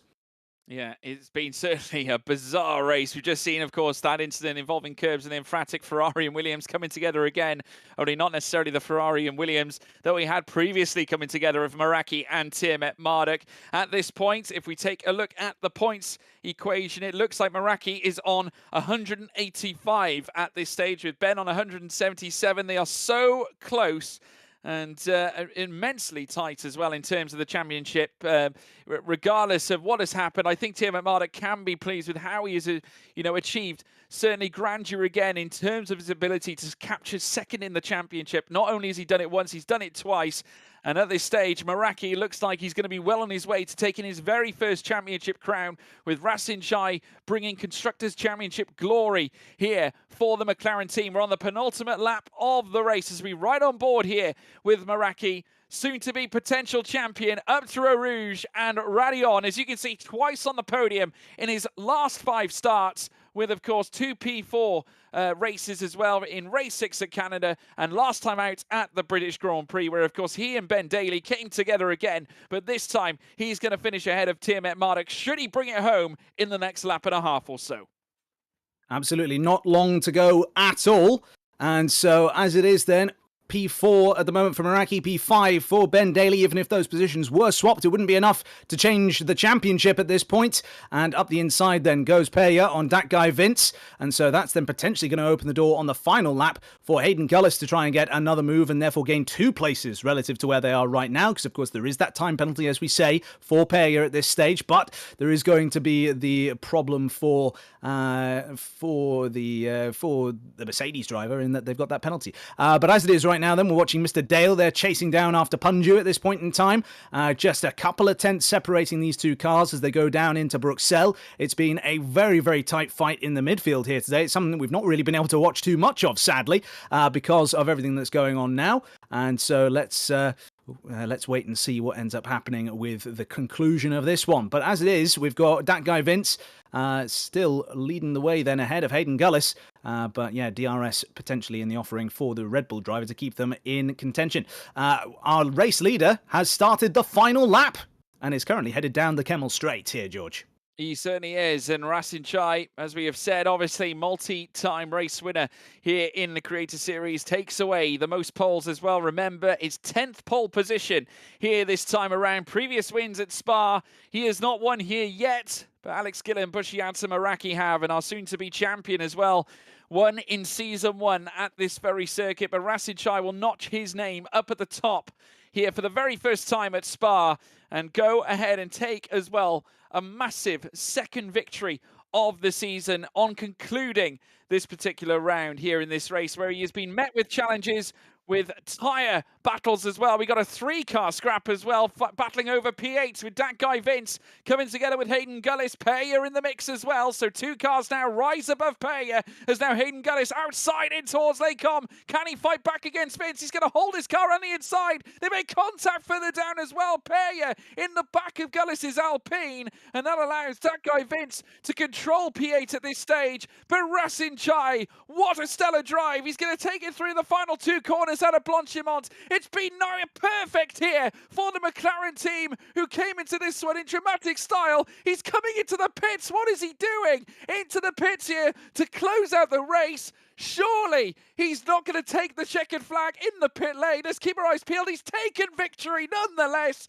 Racing Chai for the memes. He's a 2-time race winner here in the Creator Series. But this man, Meraki, it's down to Jake. He very nearly lost it after coming together with Benjamin Daly earlier on, but exiting out of turn 20. It is going to be, for the first time, Meraki leg claim to champion here in the F1 Creator Series. He takes it in great style. Tiermet Marduk finishes 5th. Though I wouldn't be surprised if he's feeling a little bit disappointed after the absolutely dramatic scenes of earlier on. Dan, how can you summarise? It's been a brilliant, brilliant season. It's been absolutely fantastic. Perhaps the stranger finish to a race that we've seen for a little while. Given that we've got the race leader going into the pit lane, and then we've got the champion deciding he's going to do almost donuts on the start-finish straight. But there we are then. Absolutely brilliant season that we've had overall then. Jake has won the title after threatening it a few times. It was him versus Benjamin Daly. Unfortunately for Ben, ever the bridesmaid, not the bride on this particular occasion. Yeah, I tell you what, he's going to be thrilled with it. Obviously, there's always going to be talk about the moment where he and Benjamin Daly came together heading up the main straight. And it has to be said, at Kemmel, heading in towards Lecom, very nearly both drivers removing each other from the theatre of racing. We now have team radio from Jake. We did what we needed to do. You did just that, finishing P4 on track as well. And that is the championship, home and host for him. McLaren as well will take the team's title after finishing in great style with Racing Chai taking the victory. Unfortunately for Aston Martin, they lost out after the eventual retirement of Zafso in the opening lap of the race. So their fate was well and truly sealed after that. But this man, Racing Chai, will stand tall, knowing that he did his part in bringing McLaren back into championship glory. And here in the Creator Series this time around, and no better sight than seeing Lucas Blakely, in fact, being the moniker of use here in the papaya colours. But, credit as well to the Mercedes team. They came into the championship as well, looking to chase for a better position in the team's title race. They do finish in the top 2 as well, second in the team's championship, with, I believe, as well, Aston Martin finishing down in 3rd. But a very dramatic scene here. Let's take you through the results. Racing Chai is your victor here. Twice a race winner this season. M-Sky Z in 2nd. Tom in 3rd. Meraki, your champion, finishing 4th in this race. Tiermet Marduk, unfortunately, the runner-up. After coming together with Meraki earlier on, he lost all the hard work that he had put in to try and gain on Meraki. And in effect, the championship battle was ended there. GB68 in 6th, with Mitchie Hoyer in 7th. That guy Vince in 8th. Hayden Gullis, a stellar performance all the way from the back of the grid, finishing in that P9 place. Peya in 10th as well. Great day for Mercedes. Dave Gaming in 11th. Great to see him performing so well as well in his first initial visits. As well as Punju in 12th. Mr. Dale just did not quite work out for him. He got caught up in some chaos earlier on. Chesnoy Gaming, Noguera, Curbs, El Taco Man, as well as Infratic further down. Dirk Chocolate and Zafso were retired from the race as well. Crazy moment, but we do have Gareth, I believe, standing by with some clips. Yeah, I mean, let's go straight to, well, actually, I'm on the wrong screen, but now I am on the right screen. Let's go straight to Meraki with that winning moment. You know what, there's some colourful language here, so just turn it off if you don't want to hear that, but I'll give it him because he's just won the championship. And he's delighted. I can already say Ben's been in chat giving him the GG. Oh, but nobody wins a winning like that, but I'm so well, that's awesomeness, happy. I think, right there. I mean, what does that mean, Gareth, for Meraki? Of course, he's gone close before. He's had his moments, race wins, but it never, are you I suppose, at your best or at your happiest until you've achieved a championship. And he can say he's done that now. He's the Creator Series champion of Season 4. Yeah, I mean, you look back at his career. Season 1, he wasn't really in the mix because he just didn't attend enough. Season 2, he had so many wins, but just couldn't get that consistency nailed. Sorry, actually, no. Season 2, he had so much consistency but no wins. Season 3, he had so many wins but no consistency. And it's like unlocking it finally in Season 4 here. It's going to be massive for him. He's going to love it. It's going to be great for his content, of course. We are a creator series. It'll be great for bragging rights. He's always been there or thereabouts. He's only finished outside the points in races once. That's an incredible stat for Meraki, who, like, it's amazing to think that for races he start only finished out the points once, unless it's a DNF. Like, that's incredible consistency. He's always been here. He's a stalwart of the series, and it's really good to see him win. It's commiserations for Ben on the other side. He's also right there, consistency-wise with stats, etc. He just did not have the luck he needed to shrink that gap today, and it's grown to 8 points. That's it for the championship. They came together on track. Whatever, I don't think it would have changed the race at the end of the day, the result of that incident. But yeah, it was really a really enthralling end to the race there. It was a fantastic ending. Perfect Christmas present as well for Meraki to take away for him. Daniel, how can you summarise that? Because, of course, it was a special race to watch, a huge moment, I think, no doubt, between Team at Marduk and Meraki. But great to hear that, obviously, Team at Marduk not necessarily bitter in defeat, able to go ahead and congratulate his championship rival.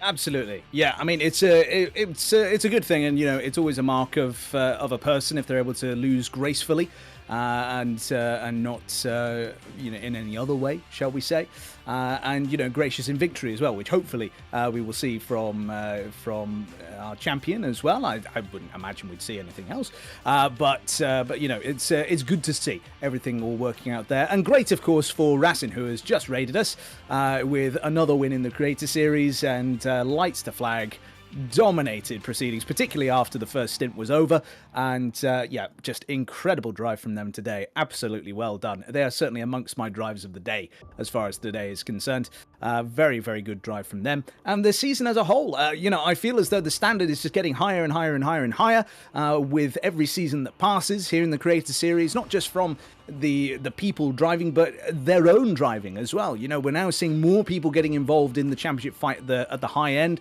I think that maybe if we have less people disappearing and then some of the alien reserves popping in, if we have a bit less of that going on next season, then we'll maybe see a bit of a tighter championship fight across the whole field. But we will wait and see on that one. But yes, it's been very good to watch, very, very enjoyable, and long may it rain. We've got season 6 or 5, 6, 5, whatever we're on. Season now. 5, yeah, That'll be the next one, and it's coming relatively soon. I've seen Dirk already say early January. 6th of January. 6th of January. 6th of January. Yeah. There you go. So go. that's Confirmed. information I did not Portugal. know. Yeah, there we are. Portugal. Tomorrow. Yeah, Excellent. Portugal we'll go to. Yeah. I'm going to be there. I don't care who you've got lined up. I'm going to be there. So there we You're go. not on that week, mate. But yeah, that was great to watch over the whole season, and wonderful to share it with everybody who's been watching and who's been working and racing behind the scenes as well. Yeah, it certainly has been special and a pleasure to watch. We've been so fortunate, I think, to have so many fantastic battles. We do, of course, have driver interviews as well coming up, folks, so do sit tight. Just want to say as well, let us know who your driver of the day is, of course, so we will be getting onto that. I would like to speak to our race winner, I think, first of all, though.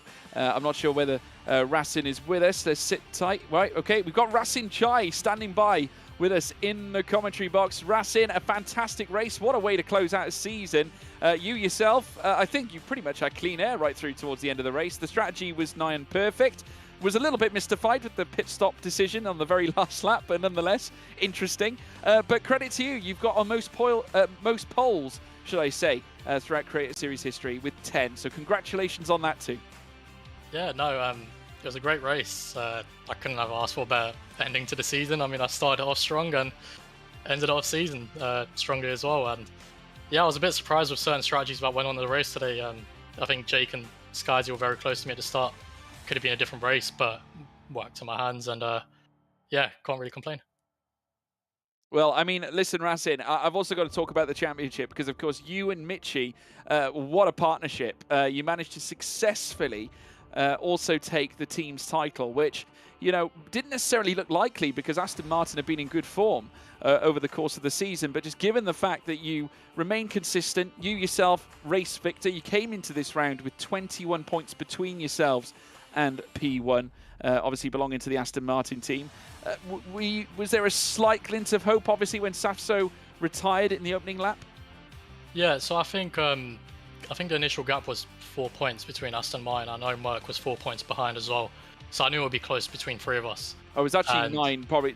Sorry, it was 9 points between the top 2, not 21. I got that totally wrong. So so it was quite close. It's 9 points now. 9 points now. Yeah, so 4 points prior to today. And I knew GB and Saf were a very good team. They've been solid throughout the whole season.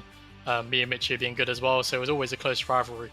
And I was very shocked to see Safso retired on lap 1, and I heard GB got damage.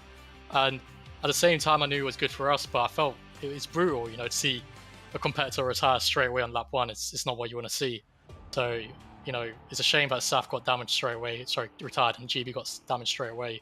But I can't complain. You know, me and Mitchie, we did it in the end, and we claimed constructors, and that's back-to-back constructor wins for us. For me, one with Alpine and now McLaren. So try and go for that third repeat. Yeah, absolutely. I mean, that's the big question, isn't it? I mean, moving ahead to next season, do you do it with the same team? Obviously, we're not sure what the situation is on the McLaren side, whether you're going to be retained or whether you're going to move. What's the situation? Because it seems like there's a perfect dynamic between yourselves and Michi Hoyer right now. Are you hoping that's going to continue to next season, or could we see some changes? Yeah, it'll be interesting. I mean, me and Mitchie have worked quite well throughout the season. We've helped each other. And I'd like him to be my teammate again next season, whether it be in the same team or not. Who knows? We'll have to see. So the season could be starting very soon. So viewers got to keep an eye out on that one. But I'm looking forward to it. Yeah, well, we look forward to it next year as well. Congratulations, Razin, on being our victor once again, also taking the team's title, and also credit to, as well, Michi Hoyer taking the team's title as well in his very first season in the Creator Series as well. So there we go. Congratulations, Razin. We wish you all the best. Take care, guys. All the very best. Next up, we're going to have M Sky Z, who's going to be joining us here in the commentary box as well. M Sky Z, welcome. Great to see you. I mean, it has to be said. I mean, you've had a busy year. You know, it's been interesting. You know, I mean, first of all, I want to say congratulations on achieving P2 in the team's title.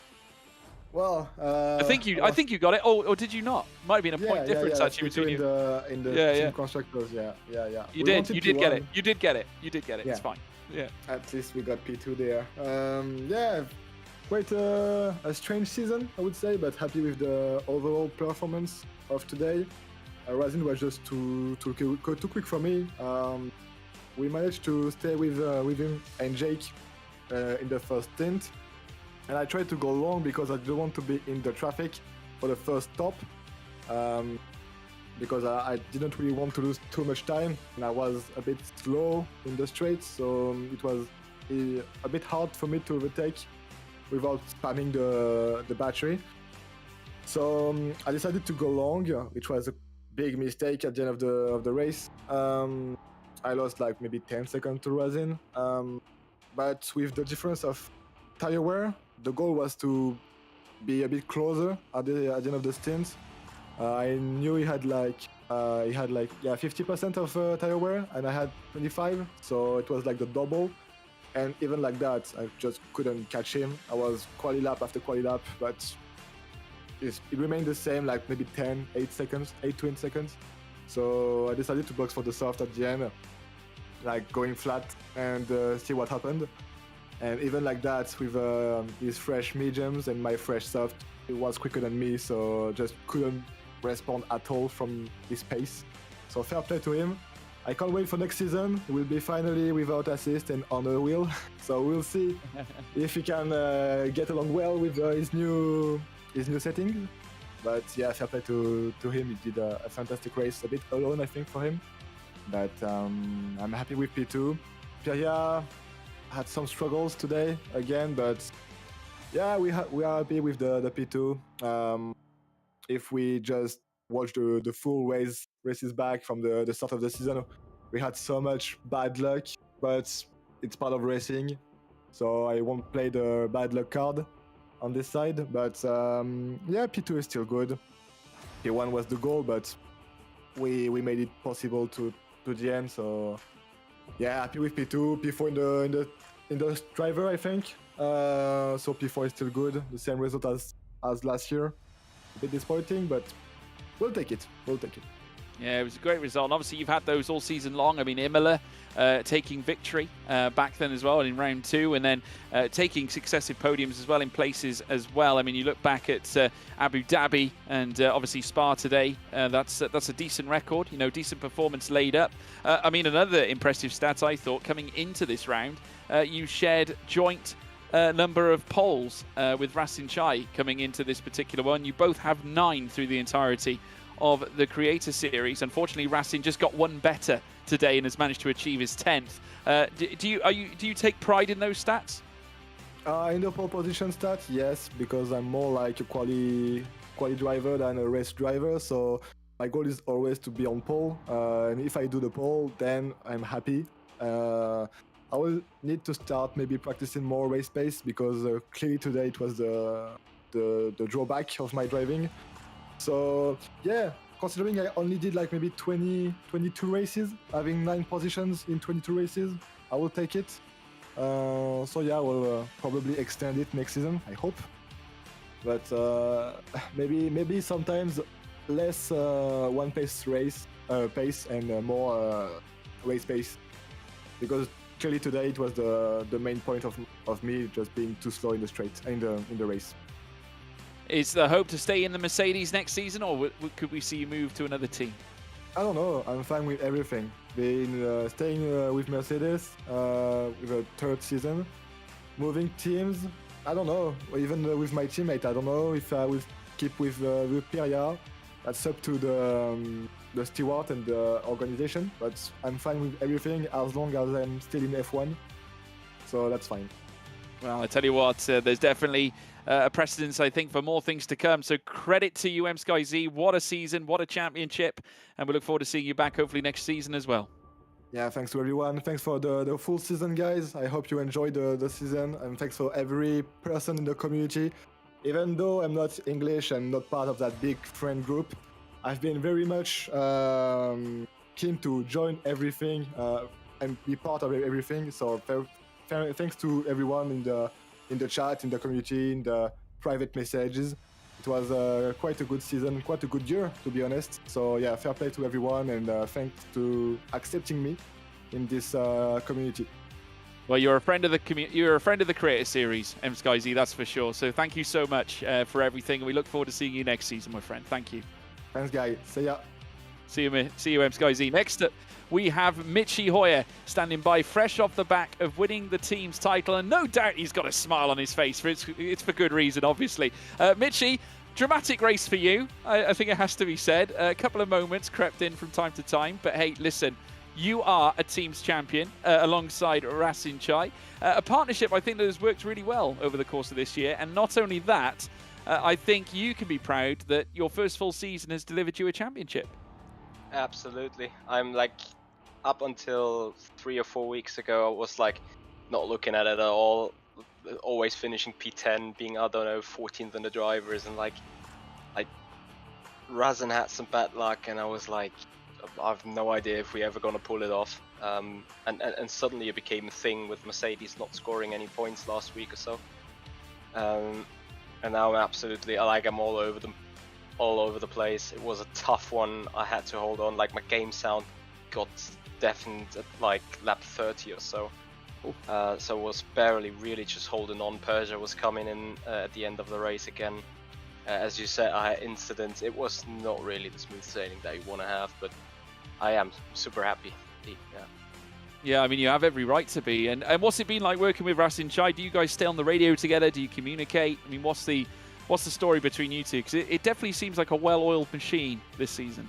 Well, Rosin is just doing what Rosin does. Like, his pace is that sounds very true, actually.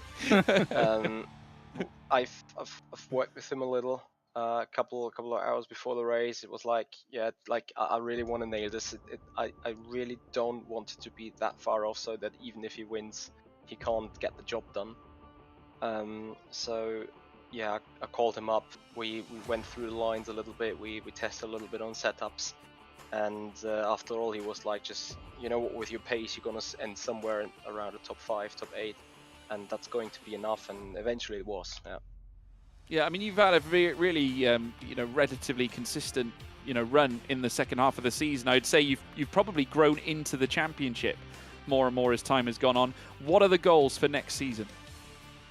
The goals for next season would not be to miss a race, but unfortunately, I think if we start early in January, I might miss some races. Personally, I just want to get another podium. Want to have a look at the first win, maybe. I want to get deeper into the driving of the car. I've still not 100% figured it out, I guess. But there is good progress, as we've been able to hold on with the top 5 guys for the majority of the race. So that certainly speaks for itself. And then, yeah, we just take it from there and try to get more consistent and better, like not consecutively P10s anymore, but consecutively P7s or so. Higher results. Yeah, exactly. Consistent progression. That's what we like to hear, Mitchie. We're looking forward to hearing what happens with regards to yourself next season, whether you stay at McLaren or whether you move elsewhere. It's going to be interesting. Obviously, whether you and Razin are still partnered together, it definitely looks like a team to watch. So we will wish you the very best, though. Enjoy the off-season. Enjoy your Christmas. And we look forward to seeing you back. Yeah, thank you very much. We look forward to seeing you back next season. Happy Christmas, Happy New Year, everyone. See you. Bye-bye. In as well, Tom is apparently with us. I hope he's with us anyway. Tom, can you hear us, sir? Hello. Hey! There he is! Hey!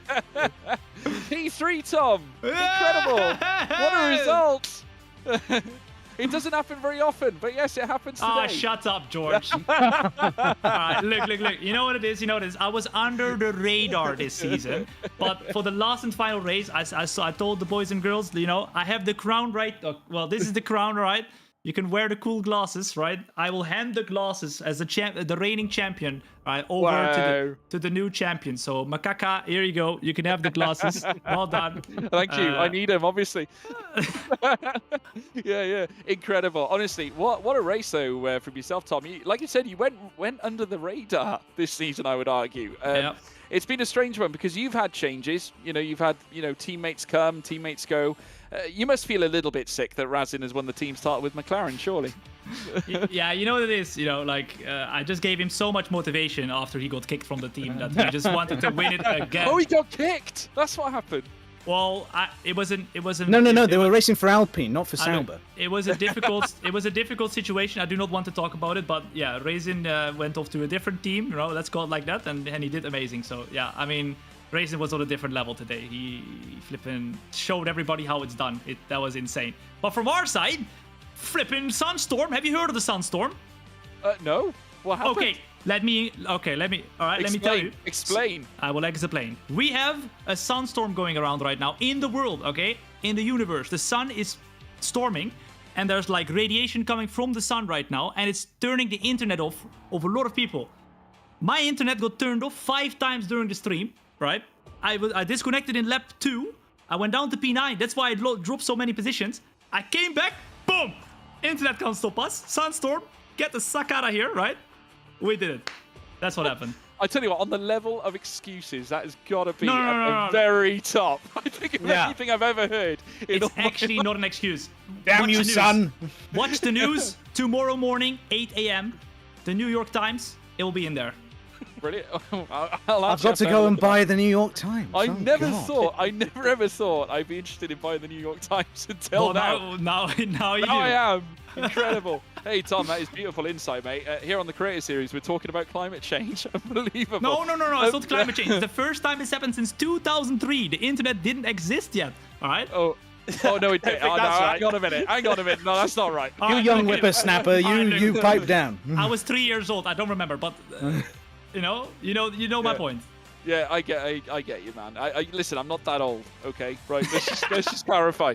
But hey, listen, Tom, what a season for you yourself. Obviously, it's a little bit different to the season prior, where perhaps you were a little more successful than you are this year. What's the plan for season 5? What are you going to be doing? Obviously, Alpine, it's got to be, isn't it? You're the ambassador. You can't move from there, surely. But looking ahead, you've got to try and pull yourself up should we say, looking ahead to the championship next season? Well, first of all, I'm going on a vacation to Hawaii. Nice. I'm taking I'm my friend. Taking my friend Aaron Barnes with me, and maybe he will be my teammate next season. I don't know, because as you know, nobody has been my teammate for 2 seasons. All right. No. Everybody's scared of me, so I'm very confident. I've reserved my seat here with Alpine for next season, but you never know who's going to be driving with me next season. So we're going to try and gun for the championship again. But yeah, I do need to show up because I can't go to Hawaii that much because this season I've missed too many races in Hawaii to be able to go for the championship. Yeah, I mean, obviously, what's it been like working with Hayden Gullis? Has he been? It's not been nice. He's not. No, I don't think he'll be here for next season. I don't think he will be there with me. Oh well, there we are. He's going to be kicked out just like Razin. So there we go. That's the latest news. Incredible, folks. Thank you, Tom. Thank you so much. You're an absolute superstar as always. We really appreciate you. As always, very highly regarded in the Creator Series. Much like the fans, they all love you, mate. And we wish you the best for next season. Thank you so much, George. I will not be there next season, but see you there. Yeah, thank you, Tom. Much appreciated. Please. On that bombshell, we're going to now move across to Hayden Gullis. Obviously, we've got to talk to this man because, well, for many reasons, because not only is he now apparently fired from Alpine, but also he managed to achieve the unthinkable, P20 to P9. I never ever thought I'd say that about Hayden Gullis. Hayden, congratulations. Thanks. I mean, I did P20 to P10 last week, so I was like, do you know what? That was a lot of fun. Let's go do one better. Well, first of all, I want to get a reaction to the scathing comments that Tom has come out with, saying that it's been horrendous working with you all season. Yeah, it's not been good down at Alpine. I'm a bit of a diva. I've been. When is it ever? Let's be honest. I've been not getting the food that I've been demanding. The water's coming to me at a temperature that's 2 degrees too hot for my liking. No complimentary Pokemon cards. No. Exactly. Every point they told me every point would be a 3-star rare Pokemon card, and I'm on 70 points. Where are my Pokemon cards? Come on, Alpine. Sort it out. And, instead of doing that, they booted me, and I'm fishing around some F2 teams for a seat next season. Is it true it's because you're actually a horrible card shark on Monopoly and quite mean to your teammates? Might be. You were to me last night. Yeah, might be. A few games of Monopoly with the Alpine team at the start of the season. Put you in bad stead. For some reason, after about 3 rounds in, they keep on saying no whenever I suggest a game. But I've got the best result for the team from the full-time drivers this season, so they can't complain too much. Unbelievable. Well, listen, Hayden, I mean, looking ahead to next season, you've ushered in. Now, we've been hearing rumours, nothing necessarily confirmed or announced. You've just mentioned it there. So I've got to ask you, F2, what's the story, Hayden? F2 is coming to the Creator Series in Season 5. January 6th, tune in at 4:30 and you can watch me in an F2 car and some other great content creators. And it is going to be a feeder series to F1. They will work together. If you win the F2 series, you get a seat in F1. And there's going to be a lot of stuff going on next season that you guys can look forward to. I'm not going to tell too much now, but you're going to have to wait. Latest scoop. So there we are. That's some news to take away, ladies and gentlemen at home, if you're tuning in. F2 is coming to the Creator Series, so sit tight, everybody. But yeah, Hayden, in terms of your plans, you've obviously alluded off the back of this season. I would arguably say that really for you, again, Voyage of Discovery, your second half of the season has been stellar. You've got to be pleased with that. I don't know, I disagree. I feel like the first half of my season was good. I mean, I got the podium in Imola. I had a really good race in USA. I think I just had a couple of sketchy races, though, on the way through. Issues. Yeah, I'm very inconsistent. Plus, the performance of the grid is insane. Those guys are incredible. Like today, I mean, I didn't do any practice today. And I was shocked when I did the undercut and I'm in a fight with Perya and Vince. And I was like, okay, I was not expecting this. 5 laps ago before that, I'm fighting for P13. All of a sudden, I'm in a fight for P7 here. But yeah, it was a really good battle there with Vince at the end. I think, good promising signs across the rest of the season. But I want to see what F2's like. I want to launch that well. I want to see what it can be like for the grid. And just go and have fun for a season. Try and get promoted, then come back for Season 6. Well, there you go. I tell you what, folks, can't wait to see that. Hayden, congratulations on the stellar drive today. I think it has to be said. I think many will say driver of the day. You're my driver of the day. The game gave it, and the game gave it. Wrong. Well, me and the game, we're united on that point. Congratulations, Cheers, Hayden. man. Thank you very much. wish you all the best. Next up, I believe we've got Safso standing by with us as well. Now, this one is going to be a particularly somber one because off the back of the opening lap, Safso, it just did not go to plan, and unfortunately, Aston Martin lost the title. Yep. Yeah, they did. I just saw the yep, and I thought, oh no. Yeah, not great. I mean, I can obviously understand that you're not feeling too happy with how things unfurled in the opening lap. I mean, you've got to take some solace out of qualifying because you brought in some vintage Safso performances. It was like Season 1-esque, Safso. I don't even think my qualifying was that good in Season 1, but yeah, no, that was, I think, my best qualifying of the season, if I remember correctly. Maybe I had like one more early in the season, but yeah, qualifying put me into good spirits. Of like, oh, okay, you know what? Maybe top 5 in this race. I think having watched that race, maybe podium fight could have been on. Definitely not the win. Razin was on another planet today. Yeah, maybe podium, but then Mitchie was sent on into turn 1. I had already left space because I knew there was going to be a kerfuffle, but then Mitchie was like sent super wide. I was forced onto the orange curve that kind of makes you Tony Hawk skate over it. So I had to get off that and then slow down, which then put me... It was basically, I had slower momentum than those behind me, so I had to use that ERS to sort of catch back up. Alongside with Dale, trying to use a bit of ERS to get ahead of him.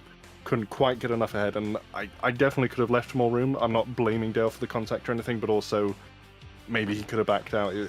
A complete racing incident, and then unfortunately with Jerk, I think there was a bit of desync or lag, where it literally at the last moment on his end, my car goes into his, he doesn't get any damage, my race is over. So, yeah, it could have been a good race, but it is what it is. You can't just restart because of one incident or anything. So, it was almost felt like having a bit of alternate commentary during that race. It's my own sort of solo man production commentary, everything. But, it is a shame. I feel bad for GB because he was looking forward to getting this Constructors, and no more safety cars after the first one just kind of put him in the mud for being able to get a good result, unfortunately. So, hopefully it was good for everyone to watch at least the overall of the race. But yeah, just would have liked to be involved. Yeah, I'm sure. I mean, your performances in themselves have been decent again. I mean, the form has always been there. There's a reason why you came into this round, I would argue, as championship leaders. In terms of your season as a whole, regular in the points, probably one of the more consistent drivers through the course of this championship. And that is recorded as your only DNF of the season as well. So a little bit unfortunate, and like you so rightly say, a move that no doubt would have scored you points in Tony Hawk's Pro Skater. Just wish they would carry over here in the F1 Creator Series. But listen, next season, what's the ambition? What's the plan? Well, there can be a few ones. I can either go full Jake and Razin and try and take it to Tom 97 if he's driving, if he's not. Panic.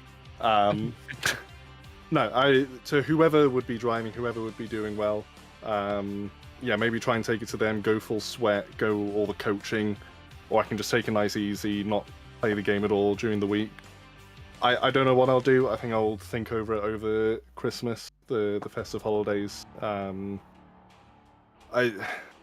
always have a thing of ambitious or sort of, maybe more than I should be expecting, realistic, and what would be bad. Ambitious would obviously be going for the title. I want to be the first 2-time champion.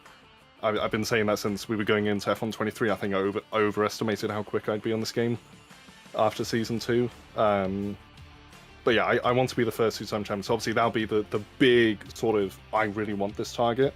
Realistically, another top 5 probably. Because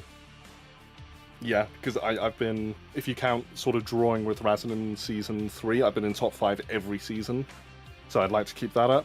And then if things go really badly, if I have a couple DNFs, probably top 10. So me in the middle, I'd say if we can get top 5, that'll be a satisfactory season, just not everything I want, maybe. And then hopefully, whether I stay in Aston or in another team, hopefully you can be in a Constructors fight again. Yeah, well, never know. It could be on the table. I mean, given the fact that you guys have been in the points, you've been chasing down the big results, it definitely looks like we could see something on the cards. Obviously, commiserations for the race today, Safso, but I'm sure we'll see you back next season. Plenty to look forward to. And hopefully after Christmas, you'll be refreshed and revitalized and ready to go. Hopefully, we'll see. Thank you all for the effort you put in today and over the course of the season. Thank you very much, Saf. So much appreciated. Thank you so much. Next up, I believe we're going to get 2 drivers in at once. And this could be, maybe not. We're not quite sure. We're going to get Meraki in first. The champion is here. It is Jake, everybody. Of course, finishing today in great style. Brought it home in P4 and kind of we had to wait for it, Jake. You kind of memed us heading through towards the start-finish line, but nevertheless, we appreciate the sentiment. You must be delighted, but a little scared, though, after the little Code Brown moment between you and Benjamin Daly earlier on. Just a bit. Like, obviously, nobody wanted it to go that way, but in the end, we kept it together. We kind of, until that point, we kind of had an answer for everything that Ben threw us. Like, he would box a lap earlier, we'd box a lap later, we'd start putting away again and keep the gap. But yeah, it's been an interesting season. It's been a really good, long, interesting season with some interesting moments. But couldn't be happier to come out on top. So very happy. Yeah, well, I mean, listen, I mean, the season's gone well. I think if we look at it on paper, I mean, the victory in Mexico, I think, was obviously a quite a defining moment this season as well. Obviously, points, the big points on the table. Then there's been some pretty decent podium performances at Brazil, if we take that into account as well. But today, I think, was a vastly different race to what you've experienced time and time again. And they always say that grand finales and title battles are obviously vastly different races than your standard, should we say, Creator Series race. Does this still rank fairly high, this visit to Spa, in comparison to those accomplishments? Yes. Obviously, it would have been great to do it without like any sort of incidents or anything like that. But yeah, it's pretty high. It's like I said, we won our first race here like last weekend. I said we won our first race around Spa, and yeah, it'll always be like a special track, I guess, now that we won our first championship around here too. So it's yeah, it's a special one. It's a special one. It's got to be, isn't it? I mean, your first championship, it's it means a lot to be Creator Series champion. You join a great list of drivers that have been successful here over the course of the years, including the likes of Zafso, who was our original OG champion, and no doubt feeling a little disappointed because his day went vastly different to yours. But yeah, I mean, just laying it on the line now this season. Obviously, you are a Williams ambassador. It's got to be a proud day in terms of winning in a Williams in a championship like this. Have you had any reactions yet from any of your viewers? What has been the buzz like after crossing the line? you can probably imagine what the main focus was about. I bet I can guess. At the end of the race. But yeah, it's what's the question? Well, no. What was it? What's the mere reaction after that race? What's it been like? Because obviously, you are a content creator. Yes. Have you had plenty of chats, plenty of DMs? What has it been like in the Meraki JL chat, should we say? Yeah, we've had a lot of support coming into the final race, which is it's definitely spurred me on, and it's just maybe given me that extra edge maybe in qualifying, because we know Ben got knocked out in Q2. So maybe without that extra support, it could have been me out in Q2 as well, because it was only, I think, 2 or 3 tenths. So the support that we got from everybody before the race, during the race, after the race has been it's been nice. It's been really, really cool. So I appreciate everybody. Yeah, and the contrast as well. Obviously, Williams are fighting a battle on 2 fronts, essentially, with Curbs being where he is as well. You two are in vastly different opposing sides of the championship as such. Obviously, Curbs was fighting his own battles. What's it been like working with him? Will there be a change at Williams, do you think, heading into Season 5? I would want no other teammate other than that absolutely lovely human. Yeah. Oh, wow. That's a big call out for Curbs. My teammate. When I say my teammate, I mean my teammate. Brilliant. Okay, so there's a very solid relationship there then. That's what we can say. Brilliant to hear. And in terms of the title next year, full on defense, is that what we're looking at? Becoming the first 2-time champion? Of course, that's in a row champion. Yeah. Now we've got the motivation to become the first, I guess the first person in Creator Series that defends the championship. But I know we've got Tom 97, I think, racing next season as well, which is that's an interesting one, because whenever he races, he wins. So yeah, maybe we'll just have to practice a bit more, put a bit more time in time trial and everything, and see what we can do. But yeah, obviously the goal next year is to win the championship again. So, well, laying it on the line, champion-elect Meraki. Congratulations, my friend. You are the Creator Series champion, and we look forward to seeing you back next season for it all over again when the circus starts again. Thanks, guys. Amazing job today. All the best. Thank you. Bye-bye. Thank you, Jake. That's Meraki, everybody. And that's it from our interviews as well. Dan, what can be your summarization after all that, the words that we have heard from each of the creators? It's been great having them on board throughout the course of this championship. What's it been like for you? Well, I mean, that race, exciting, tiny bit controversial. With the season as a whole, it's been great. It's been really, really good fun. I think of all the seasons I've been involved in, partial bit of work in season 2, then been through since then in seasons 3 and now 4. It's been great. It's been really, really good. This has been the best one yet, I think, in my humble opinion. I'm joking, of course. My opinion is the one that matters most of all of us here. All the peasants watching at home should listen to everything I say with a reverence that is owed to gods, usually. But yes, I'm able to get you to giggle occasionally, as we've just seen there as well. So as far as I'm concerned, it's mission accomplished. Well, I mean, it has been a stellar season. We've had pretty much everything. I mean, Gareth, for you, you've been the kingpin behind the scenes all year long in terms of the broadcast, the production team, the commentary. It has been a pleasure working with you, my friend. I want to get your views on everything that's happened, because Creator Series has blossomed into something totally different to where it started. When I think back at season 1, look at where we are now. I know. I mean, we lost the VOD on the first race. We didn't even save it, and now we have so much going on. It's been mad. I don't know how many races it's been this year. Maybe 46, 47 races we've had this year. That's weekends as well. We've been absolutely full gas. I want to thank everyone who's been involved with the broadcast over the year. That's yourself, George, and Dan. You've done brilliant jobs, leading commentary, being co-commentator. It's been fantastic working with you. Kieran McGinley, he's worked with us through the year. Joshua Griffin-Meek, Jessica Bull's been fantastic. Badgerman, of course, he's been involved today. Thank you very much for today. And of course, being one of the OG commentators, Nathan Walker, Harvey Partridge, they've got involved from the Alpine side. Alex Heron, of course, Nathan Richards, Chris Buxton, the legend himself, Harry and Brendan Lee, Alfie White, all these people have made the broadcast so amazing over the year. And a big, big thank you for them. Happy holidays to you. Happy holidays to everyone at home. And the Creator Series is only going to go up from here.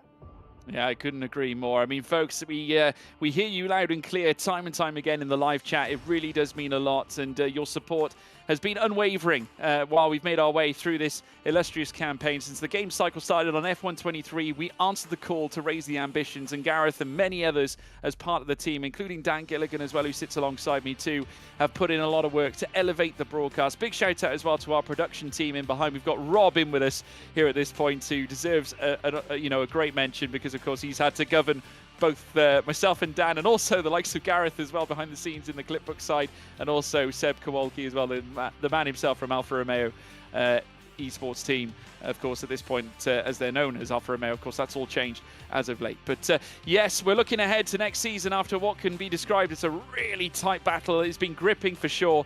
We're looking forward to seeing what comes next in Season 5. Congratulations to Meraki on a fantastic title victory, as well as the McLaren team as well. Be sure to check out the social media as well at F1 Creator Series on Twitter, Instagram, and also TikTok as well. You can also check out the YouTube channel where all the streams, well, we're currently live over there as well, but you can also check out the highlights and various other moments from the championship. All the broadcasts are lined up there too, and you can also, like I said, leave a follow here on this very Twitch channel. We really do appreciate all your support. If you want to check me out too, you can do. At George Morgan TV is where you can find me on Twitter, Instagram, TikTok, kind of like Threads lately as well. The same sort of tag to at George Morgan TV on Threads as well. Dan Gilligan, let us know your socials, as well as Gareth Allen. You two synonymously. Come on, let me know. At DA Gilligan for most things. Let's hurry up. I want to get off of the broadcast. Gareth Allen TV for me.